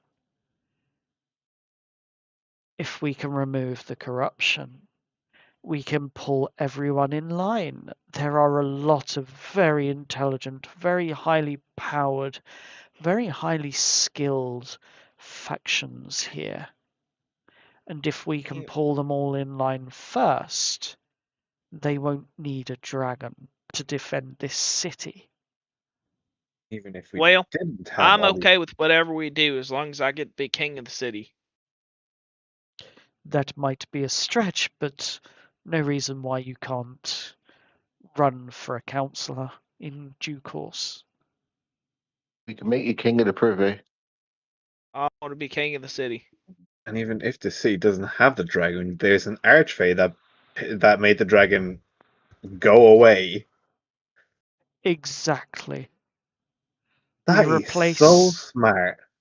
We replace a dragon with an archfey. And who in their right mind would want to mess with an archfey? Or even do Jeff it? raises his hand. You'd be surprised. I've seen a lot of people on the sea who want to mess with archfays. And every single one of them has come off the wrong way. Yeah, Once. half of them can't breathe in water. Yeah. Funny that. Well, Luckily, I can. you know, I will say it's quite uncommon for humans to be able to breathe underwater. And Well, makes you it all probably the have more a problem. hilarious when they try. Do you want to hold a breathing contest, Jeff, against me? Actually, you know what? I would love to. Yeah, do you want to actually? Meet me at the docks Yeah. later tonight. We'll do it. Wait, actually, hold on. Can I join in? Yeah, sure. How does like breathing underwater work mechanically?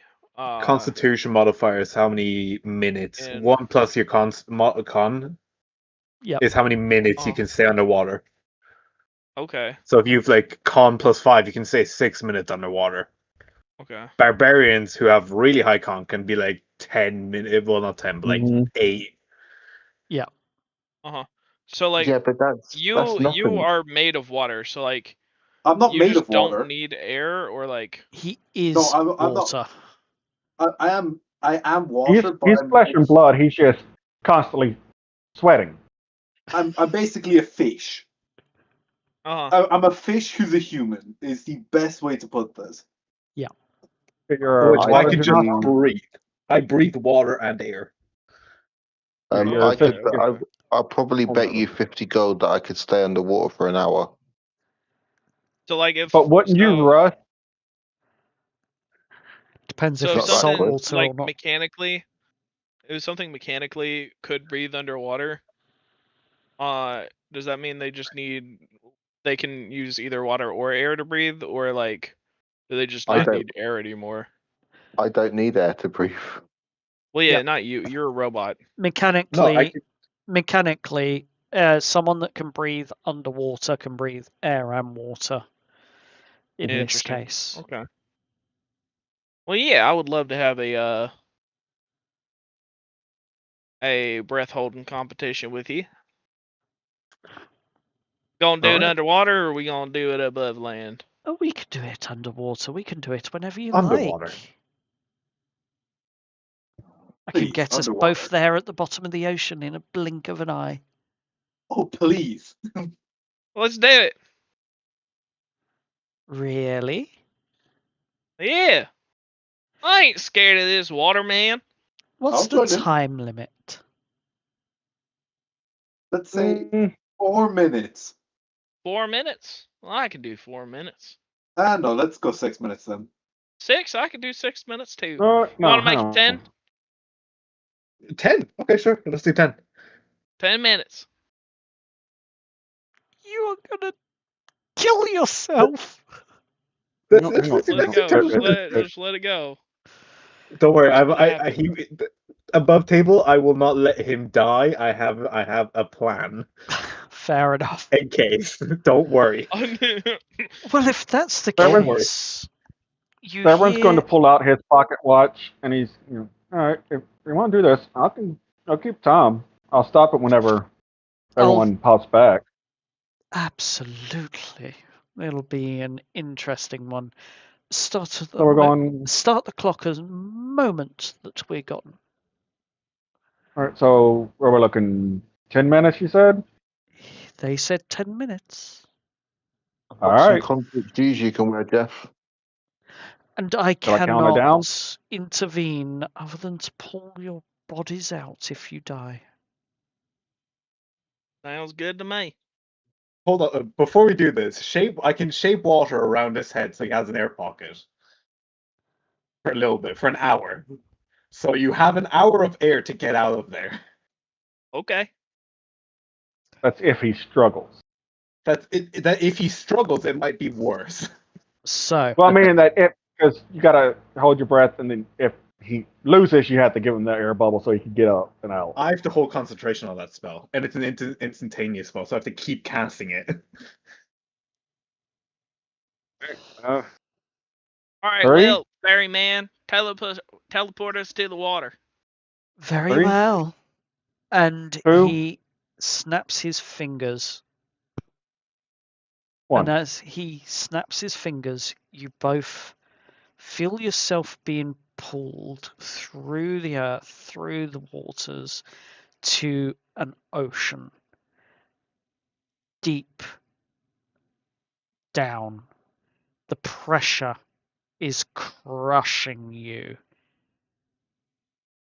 Mm-hmm. I need a constitution saving throw immediately from you, Jeff. Is it for Yeah. breathing or the pressure? It is for the It is pressure. for the I'm willing to bet. pressure The underwater. pressure. You are a human I'm gonna deep in the enough. ocean. I'm gonna Under hold pressure. create destroy water It's gonna be just in case, so I can use shape water to make a bubble around him, 13 just in case. plus Whenever 4. 13 plus 4. 17. 17. You are finding it very, very hard to keep breath in. Even Oh, with that's perfect. I don't need to keep breath in. I even breathe normally. with a bubble at the moment around your head. where shape water has been used. I'd You're smack the water away. You want me to stop concentrating on shape water? Yeah, well, it's not a breath holding competition if I'm breathing through air. Weirdo. There is air in water, so I can do this. I can do this finically and separate the two, Mel. I know you Well- can. So, Joe, I'm going to slowly, and I can see in this darkness. By the way, I took a can. thing of devilish sight. You can indeed. I can now see 120 feet of magical, non-magical darkness. But I'm going to slowly start collapsing the air bubble around him. Yeah, You're going to give Jeff brain damage. and He that might get, if he wants this. not Well- see. Here's the Here's- thing, though, right? Because you Yeah. guys are totally disregarding the fact that I actually have a plan, and you guys are Okay. just assuming that I'm gonna die. The first I can thing breathe No. underwater. that you I assume you're going to get notice, brain damage. the first thing that you notice, Kane. Yeah. The Archfey isn't with you.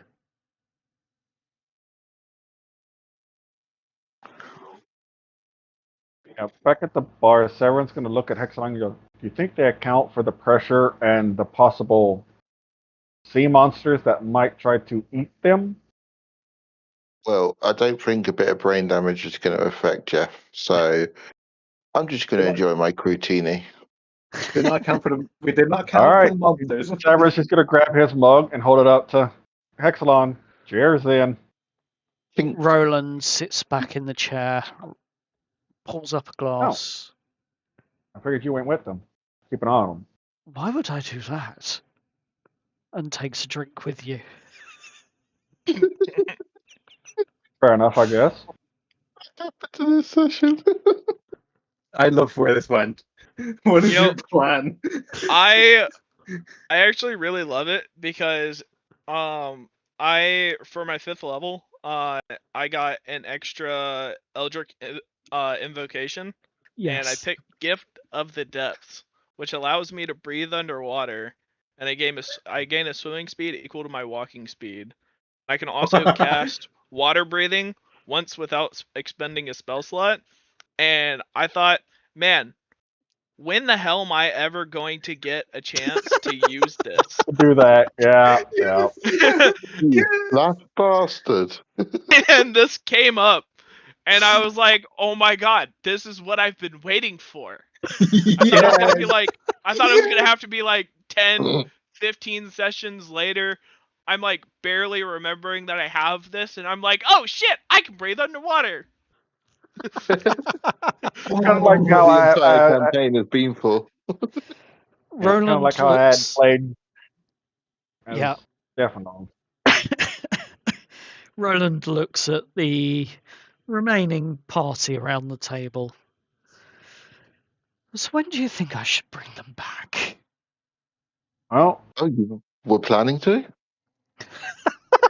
if you're able to I sense like your if thinking. happens, I guess. If something happens or it gets past 10 minutes, that was our thing. We should finish our drinks first before we consider what to do next. Yes. Funny thing is that I can't see shit, nor can I talk. I'm just like sitting there. I can Wait, talk. wait. Hang on. You can't talk. Well, I guess wait, maybe I could. If I no, can no, breathe no. underwater, can I talk underwater? It would I wouldn't come think- out gargled, but yes. If you can breathe Would think underwater, you're- you can. Oh, well. Don't your Okay, well, I spells can talk. require a verbal component? Well, Yep. since I can talk, technically, I have the verbal component. It's just a little muddled. That would have been And another issue. Your line Yeah. of sight spells would be very diminished. That's okay. I don't have any line of sight spells. Do I Finger just see gun. him do I just see him bobbling aimlessly while I can actually see? Uh-huh. He's just sort of floating there with you. Chong gonna say scared the shit out of him. Technically, You need to see the target to hit it. I mean, you can just yes fire it and no. wildly. I can just fire into like the darkness. But You I might would hit something. assume I would have some type of disadvantage on that. Yeah. Oh, yeah. I don't think it would be triple disadvantage. No, Might it be a wouldn't little be, wild, but it would be at disadvantage if you did. Would be if you piss off the DM. Back at the bar, Roland looks at Flaps and Hexalon. There is something else here that I want to get my hands on for the Archfey. Because he loves nothing more than reading about the shit that goes on in what he will be calling his garden. That thing is called the Bright Ledger. It is held by Zivrix himself. He writes lots of notes, lots of things in that little book of his. Things like the deals, the debts, the bribes. It's a record book of blackmail on council members, tidbits that he's picked up or his informants have picked up working in this place as people head to their little private cubby holes. Don't worry, I picked this one for a reason. You want us to steal his diary for you? Not for me, for the Archfey. He loves a good read. He loves a good story. No, I'm not saying we're opposed to that. It's just that my companion here, Severin, is flesh and blood, and those tranquilizer darts they fire could do some damage to him. Whereas me, they would probably just bounce off my hide. Correct. Oh, you want me to do it? If you can. He is directly talking to you. Well, I am pretty skilled with sleight of hand, if I don't say so myself. I mean, It doesn't have to be you. It could be Severin. Yes, but I couldn't put yeah, my companions in danger. I mean, those darts seemed a bit, you I could know. literally change what I look like and just wipe it. No, sadly, I can't make myself look like a kobold. It'd be a really big kobold, You make kind of yourself look like goofy one looking. of me. Maybe, but it'd be more.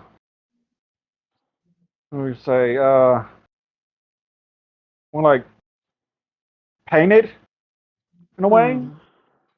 Did you know that the Wormwell engine below the streets, the heat from it often is what heats the streets and keeps them frost-free in the winter? I wasn't aware. There's another reason to get that Wormwell fixed.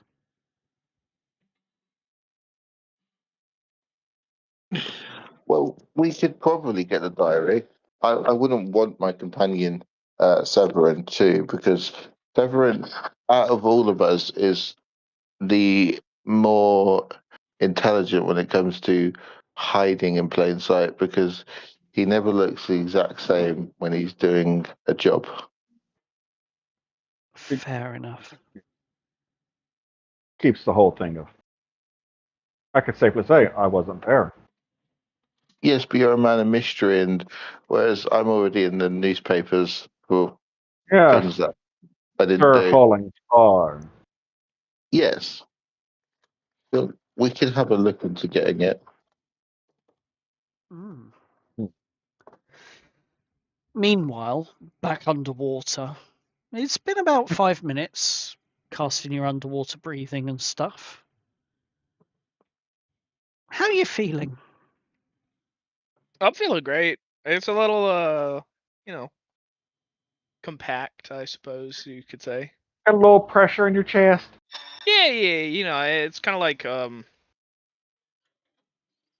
I got like a bag of bricks, laying on me. But other than that, it's kind of peachy. Well, I guess if it's I am gone, well, realizing above table, that this would have been like 10 times better if I had gotten him to agree to like some sort of monetary compensation if I wager. win this bet. Wager, yeah. Now I'm Yep. just doing it for the love of the game. But I need Yep. another Constitution saving throw from you. I'm Oh, also just gonna for start pressure. fucking with him a little bit. As Wait, I the so feel does that he he's not got a need any? Does he not need any Constitution saves from the pressure? Nope. he is I was born essentially here. one with water. No. He Yeah, is He is a a water genasi. yeah, I yep. suppose. You're the This I is- human. mean, for Kane, this What's is the the best way of DC? purifying. Oh, wouldn't you like to know? Well, I would like to know. Roll your That's dice. why I asked. Can I actually keep an eye out if there's any like water creatures around us? That's a 10. Yeah. You Any kraken? you feel the pressure on your chest getting to you, and as it does so, you hear the first crack of the pressure against your ribs. And Ah! suddenly, it begins to feel very, very crushing upon your body. You now have one broken rib. That's okay. I have a question. If he Yeah. gets pulled back to the bar, does he instantly get the bins? Can I start putting lay on No, hands? I would not actually, because the bends is caused by nitrogen. Rapidly ascending from a great depth. Yep. Yeah, to a normalized pressure. You'd Uh, get the bends. all right. Can I start? Hold on. Can I start putting lay on hands into him Yes. instead of Why? actually like messing with him because I don't want him to start crushing under the pressure. You can indeed. I want to keep. I'm just gonna You look know, at Jeff and ask him if are you still okay? Do you need a bubble? Yeah, so the bends would not actually affect me, because I'm currently breathing underwater, and so I'm regulating myself because it's Right. caused Enough. by nitrogen. Yeah. I Um, forgot to do his breathing underwater and all. yeah. Yeah. He's So just dealing with you the pressure. take 5 points of crushing damage from the pressure. I'm going to lay on hands 5 into him. Which is healed by the lay on All right, hands. theoretically, right? So currently, mechanically, I am breathing in the water, which is also filling my lungs with water, but I'm also getting the oxygen out. So theoretically, You are since fine. I'm You will being not. filled with water, would I also not be affected by the pressure? No, you would still be affected by the pressure. Interesting. Think of it more of your instead Your of using organ- lungs, you just developed a bit of gills, and it's just filtering it through there and not fully going into your lungs. Exactly. Also, Genosi's have +2 to Constitution. They're built to be underwater. That's how their bodies are built. Human bodies are not built to withstand that pressure. Well, human bodies aren't also supposed to breathe underwater, and I am, so You're also getting this from your warlock patron. things could be weird. it's a saying. good Wonky thing. magic It's stuff a, happening. this Yeah. whole thing is Magic is good weird. for Figured I'd ask. It gets this whole thing is to though. 7 minutes. Everyone definitely probably would say something like that. It's about 7 How minutes. much damage does a broken rib constitute? It was Depends on 5 if it's damage, alone. but it was instantly healed by the lay on Okay. hands. Is there any water monsters around or anything swimming in the vast, Roll- vast darkness? Roll a perception check with disadvantage, please. True, I am Oh, still. let it. I have a feeling it's going to be they're about to get eaten by a massive megalodon, and then Oh well, that's not right great. at 10 minutes they Oh, well, appear that's on not the good. ground. Doubly not great. Oh, that's not good. Oh, that's not good. It's doubly not Massive great. anglerfish. That's a 9. Ooh. Oh. Oh shit! Oh, but that don't sound good. Can I lift my hands out and try and feel the vibrations in the water? You can certainly try, but it's not going to get you anywhere at the moment. Yeah, it's all about them good vibrations. Okay, so what would I roll for that?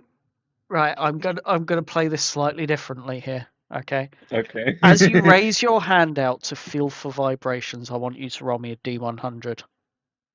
Oh my god. I'm holding an action Okay. and ready. I'm holding Marine Layer ready, by the way.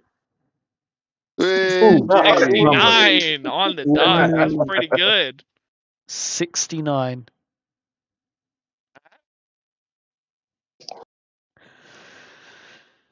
He's gone quiet. You do feel a push of a current against your hands, and you see what appears to be, well, Kane sees what appears to be a rather large anglerfish beginning to approach. Immediate Do I see the marine light? layer. Immediate marine layer. If it's bigger than us, marine layer. It's about half the size of the pair of you put together. It was going Okay, stealth mode, so it wasn't that's not too using the bad then. light. If it's half the size, we can probably kill it. You know, this whole underwater excursion is good for you, Kane, because when you came to the city through the sewers, you were constituted almost 40% sewer water. Now you're cleansed 100% seawater. Yeah, but now So- he's going to be a salty little bitch. I'm ready to divide Is there a light his for the warforce. anglerfish? There is indeed a light on this anglerfish. Oh, Does it look no. like the light's coming closer to me? It was, and then it looks like it turned away. You're not About sure 8 minutes why coming up. it turned away. Prepare my finger guns for. It turned away. Wait, hold on. What do I see? When did it turn away? And a few moments after it turned away, you see why.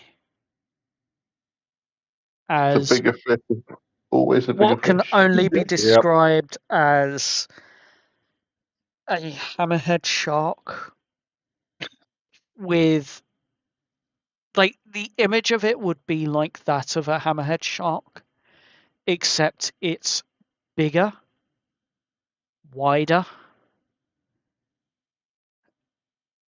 and as this anglerfish turns away, the shark, whatever this creature is, you don't know, chomps down on the light source coming off of this fish and then swims away. I'm holding marine layer. If I see that thing come back in 120 feet, I'm popping it. If your character's going to be made of seawater from now on, Kane, it needs to be really salty. 8 minutes have now passed. Jeff or Kane, Yeah. one of you roll me a d20 and give me the result. Do you want to roll or should I Everyone's roll? definitely keeping an eye on his watch, and he's like, 8 I'll minutes. roll. You roll? Alright, go on, roll. 14? 14.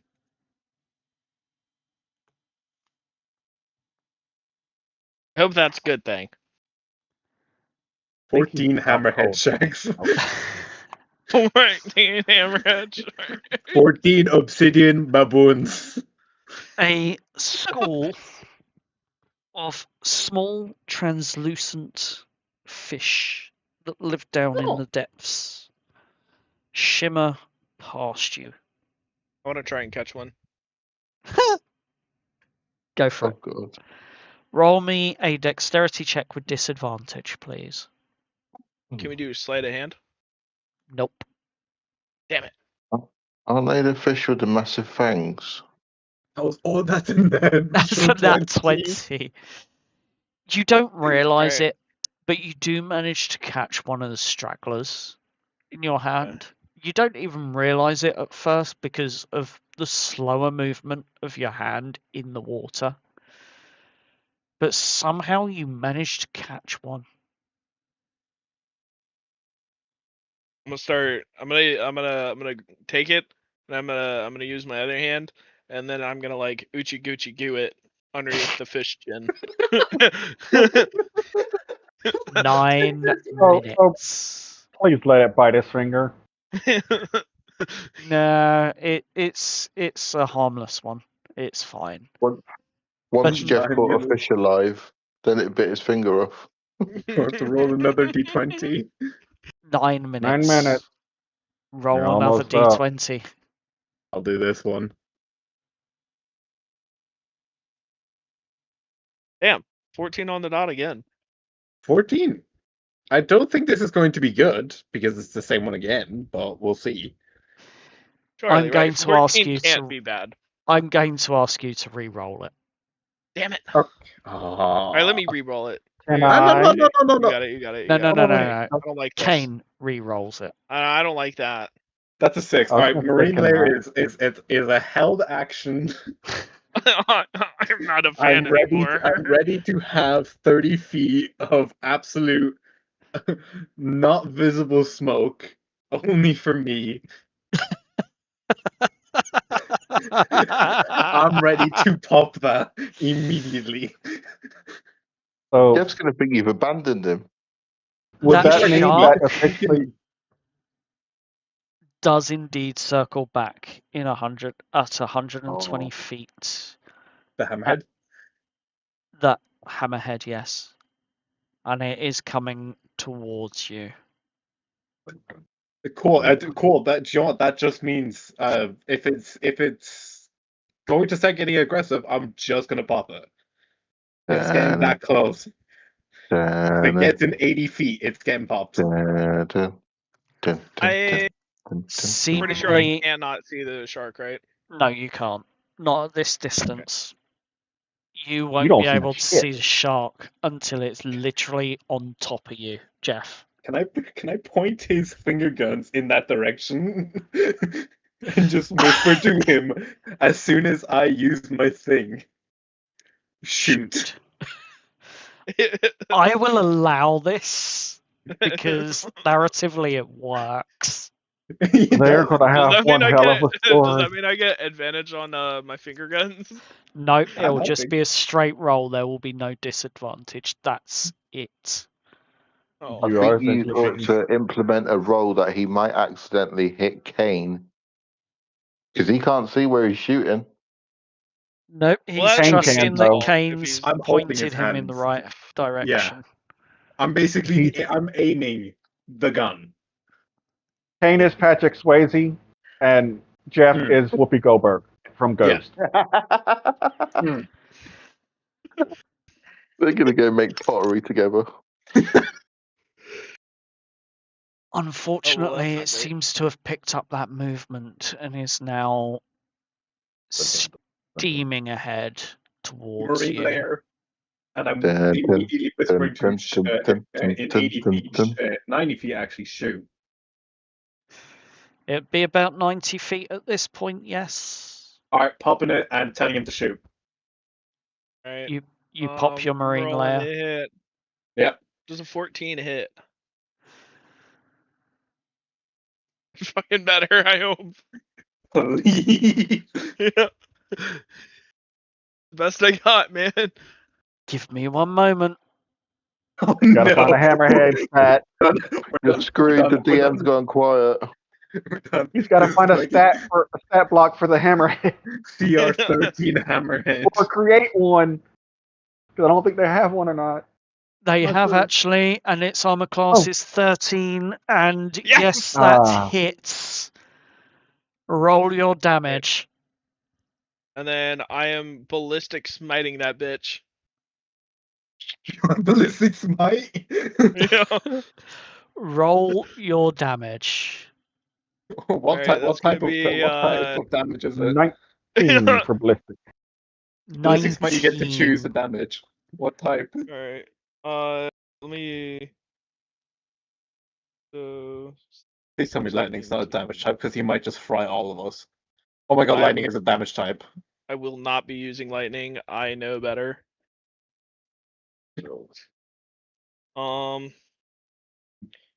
I feel. So 25 I in total. feel like poison would probably be the best. One would think. Or thunder. Or maybe Yeah, I think thunder ice. probably would be good because it would work as a concussive blast essentially, and anything concussive in water is effective. Yeah, but it might blow our eardrums out. That too, yes. It's worth the sacrifice. Uh-huh. Kane, what do you think? What do you think? Poison or ice? Because I don't think fire is the way. I don't think thunder's the way to go. And definitely not fire. That's for sure.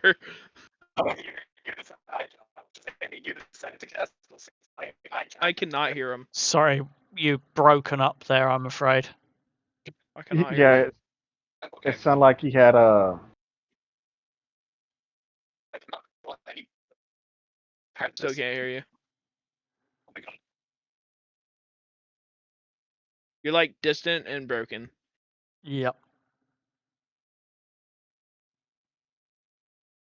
Kind of funny. It sounds like you're speaking underwater, honestly. Yeah, it kind of does. I mean, it fits, but Oh my god, there we go. there we Oh, go. there we go. There you go. There we go. All right. I can't control any of this. You decided to pump in a ballistic smite, so whatever That's you want fair. to do, dog. That's fair. All right, I'll go poison, I guess. Force. Or Wait, could I also fuck cast it, thunder. ballistic smite? We're going big. Could I- We're going home. Could I also Thunder cast- damage. Okay. So that is going to be what's 19 doubled, 9, 9, 18, 18, 1. That's 30. 20, so 38 points of damage Oh directed no. directly at this hammerhead shark. Attract something more bigger. Oh, it would actually be. Hold on. 38. 38. He did plus a 25 damage with the It'd be the bullet, 44. the finger gun, and 44 19 for- damage total. Oh, You this is gonna attract something managed bigger. you manage to not only hit this thing, but I want you to describe how your single one-shot kill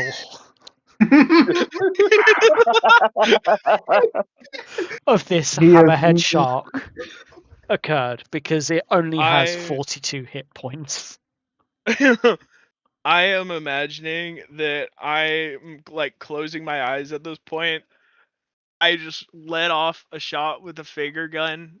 The shot kind of like shoots through the water, hits the shark on the nose, and then just a large concussive ripple opens a cavity of water and then slams it onto the shark, like eviscerating the shark. Oh. Yeah, that would do it. that would definitely do it. As Collect the you check. as you do this, Call- it's moved about 40 feet closer to you. So effectively, it is 50 feet from where you are. You're both at the bottom with your feet on the ground at this point, and there is about 30 seconds left before you are pulled back. Can I swim towards the shark and try and bring it with me when Roland Yeah, teleports us back? I'm bringing him along. We're taking the check. We have marine layer still active, Let it so we're stay, still because hidden. if he brings it, How he's long is never the gonna let shark? us. It's longer than the cubicle, I'm just gonna say. We're not gonna survive this. I Beautiful, I love love it. I'm D&D. bringing the shark with me. We're bringing the shark. We're bringing the shark. 10 Oh my Except for seconds. 30 seconds and My counting. patron's having a field day with this, by the way. She's having a field day. I want to mount this shit on my wall. Wait, what if I put the shark inside of my bottle? Put it in the bar. I can put it in the bottle. No. We gotta teleport it and just it flop on the fucking table and like then bust put it open in the the doors. bottle. And then put it in the bottle. You're so And right. then put it. Yeah. Oh man. If that's what you're Alright. doing. Yeah, no, after I drop, That's what we're we're bringing doing. the shark. We're Roland bringing the shark. looks up at you, Severin. Has that been 10 minutes? No, 4 more minutes. 3, 2, 1. 10 minutes. He snaps his fingers and you appear back in the cubicle. Drop marine there Gripping, immediately. gripping what can only be described as a hammerhead shark in your What the fuck?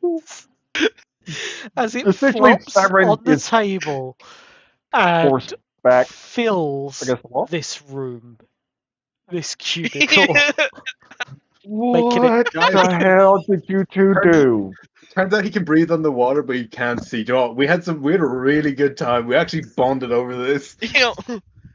you know, funny enough, Uh, I did not count on marine life. Neither did I. I, as y'all were out there, I had pretty much suggested, did he account for the pressure and the possible animals or fish in the sea that might want to make a snack out of y'all? So I guess question. I was right there. Did you let go of the fish you caught? No. So that's still in your other hand. What's in his other hand? That pale, translucent fish is Oh still my god. alive, flopping now, trying to And gulp air. it's probably severely struggling because it's out of its depth. Literally. and such. I can Oh still my put god. him back. Roland, can I get a Can you fish send tank for those this little back? fella? Rowan, can you put With a him picture back? of beer. Oh my god. Give me the hammerhead. I'm gonna quickly teleport it inside of my bottle. Oh, thank you. I'll be back Well, it's my in a second. catch. I gave you the kill. I pointed you at it. Well, it was either you point me at it, or we were all gonna die. So How about this? It's our kill. that's fine. I get the head though. I want to mount that thing. Oh yeah, no, you can get the head. How I want to eat about you this thing just right cut now. it in half down the middle, and you each get We a can do that half? too. All right, I'm gonna grab the hammerhead check and just teleport into my bottle. Fair enough. You grab the Oh, hammerhead thank shark and it straight into your genie bottle. God. That's This is fucked up, Look friend, around. Severin. Roland looks at you all. Well, that was quite the adventure, it seems. My clothes are going to smell like fish. Yes, well, a little prestidigitation should deal Yeah. with that. It's an easy fix. My God. That was pretty fun. What did you guys get up to? Honestly, that was enjoyable, man. You're a lot better guy than I thought you were. Respectable that you actually were able to breathe underwater. I did have fear for you for a minute there, especially with the I rib mean, I just cracking. got done saying how unusual it was for that to happen, so that'll only be natural. Fair enough. It's honestly kind of more of a shock to Hmm. me because I just woke up. Clever. I just woke up this morning, and I could breathe underwater. Are you DM? Yes. Would Question. Kane realize that he is also a genie warlock? I don't think he does realise Yeah. he's a genie warlock. No, he's got. No, would He has Kane Warlock, realize? yes. Genie, Would no. Kane? no, Yeah, because I've Severin's about to been make in a and out my comment on bottle that. all the time in front of him. He's got to know. I've got Severin's about to it. make a comment on that. Hey, Yeah. quick question for you two. You're both warlocks. Do y'all have the same patron or something? 'Cause Well, I'm just curious because y'all both have relatively similar bottles, or well, I guess now, not now. mine's Yeah, more mine's ocean. a little cooler. Sorry, mate. I don't think we have the same patron. I Well, don't think so. who's your patron?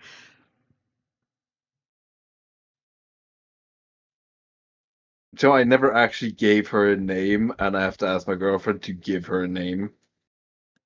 You 'Cause I better go completely and forgot do about. that then. All right, hold on. Let me go text her. Well, now, Roland looks up at you all. I think. No. Go ahead. A quick question about the job. When is it? What's the time frame on it getting done? Like, is it a rush job kind of thing, or do we have time to prepare? You've got some time to prepare. It'll be in about a week's time. Okay. We've got a scheduled closing of the Horde and Horn whilst there's audits going on. The council members have decided that they wanted to inspect the premises before the annual tribute this year. So in about a week's time, this place will be closed for a couple of days, during which time your entry will be permitted. All right. Any information on exactly what could be the cause of its malfunction? I'm not other than, well, seeing Age. bits of his inner workings, I don't really know much on Part of mechanical. it, part of the malfunction is because of the age of the machine. Another Oh. part of its malfunction is this mysterious entity that has been seeping its way underground. I have a So way everyone's we can gonna fix the machine. actually gonna look at Hexalon and you think your little gnome friends might have another gear that could possibly help with this machine if it's the age. You I'm not were mistaken. actually That thinking you were gear thinking what I might was be able to thinking. help, Yes, or at least that's what I was other thinking. parts that are made in a similar way. Those are very durable. Well, if it is out of date, I'm wondering if we could put in one of the Z3 cogs in place of it. It might help it update a little bit. Oh, Then- I think Then of before course, you decide what you want to do with it, you might want to wait for the blueprints. which Lillian would be showing you Right. soon. We could update it with the Z3 cog. It would probably take a day or so for the updates to go through.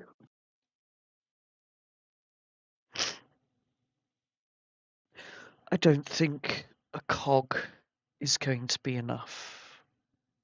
You ain't seen the cog I've got.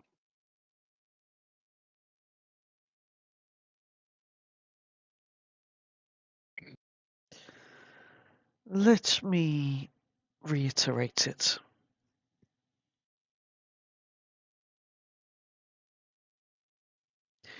In a way that you might understand. The Wormwell engine, although it has a couple of cogs, I can assure you the cogs are not the problem. It is So a bring build-up of crap, waste, residue, and God knows what else that are causing these problems, unfortunately. Okay, I got you. We'll bring more than one cog. I think you might need a bit more than cogs. And we'll bring a Hoover. I apologize, everybody, but I have to go. This has been very fun, and I enjoyed explodifying a shark. Yep. I will catch y'all later in the next session. I'm closing See up you later. now anyway, so we're good. All right. So, with that being said,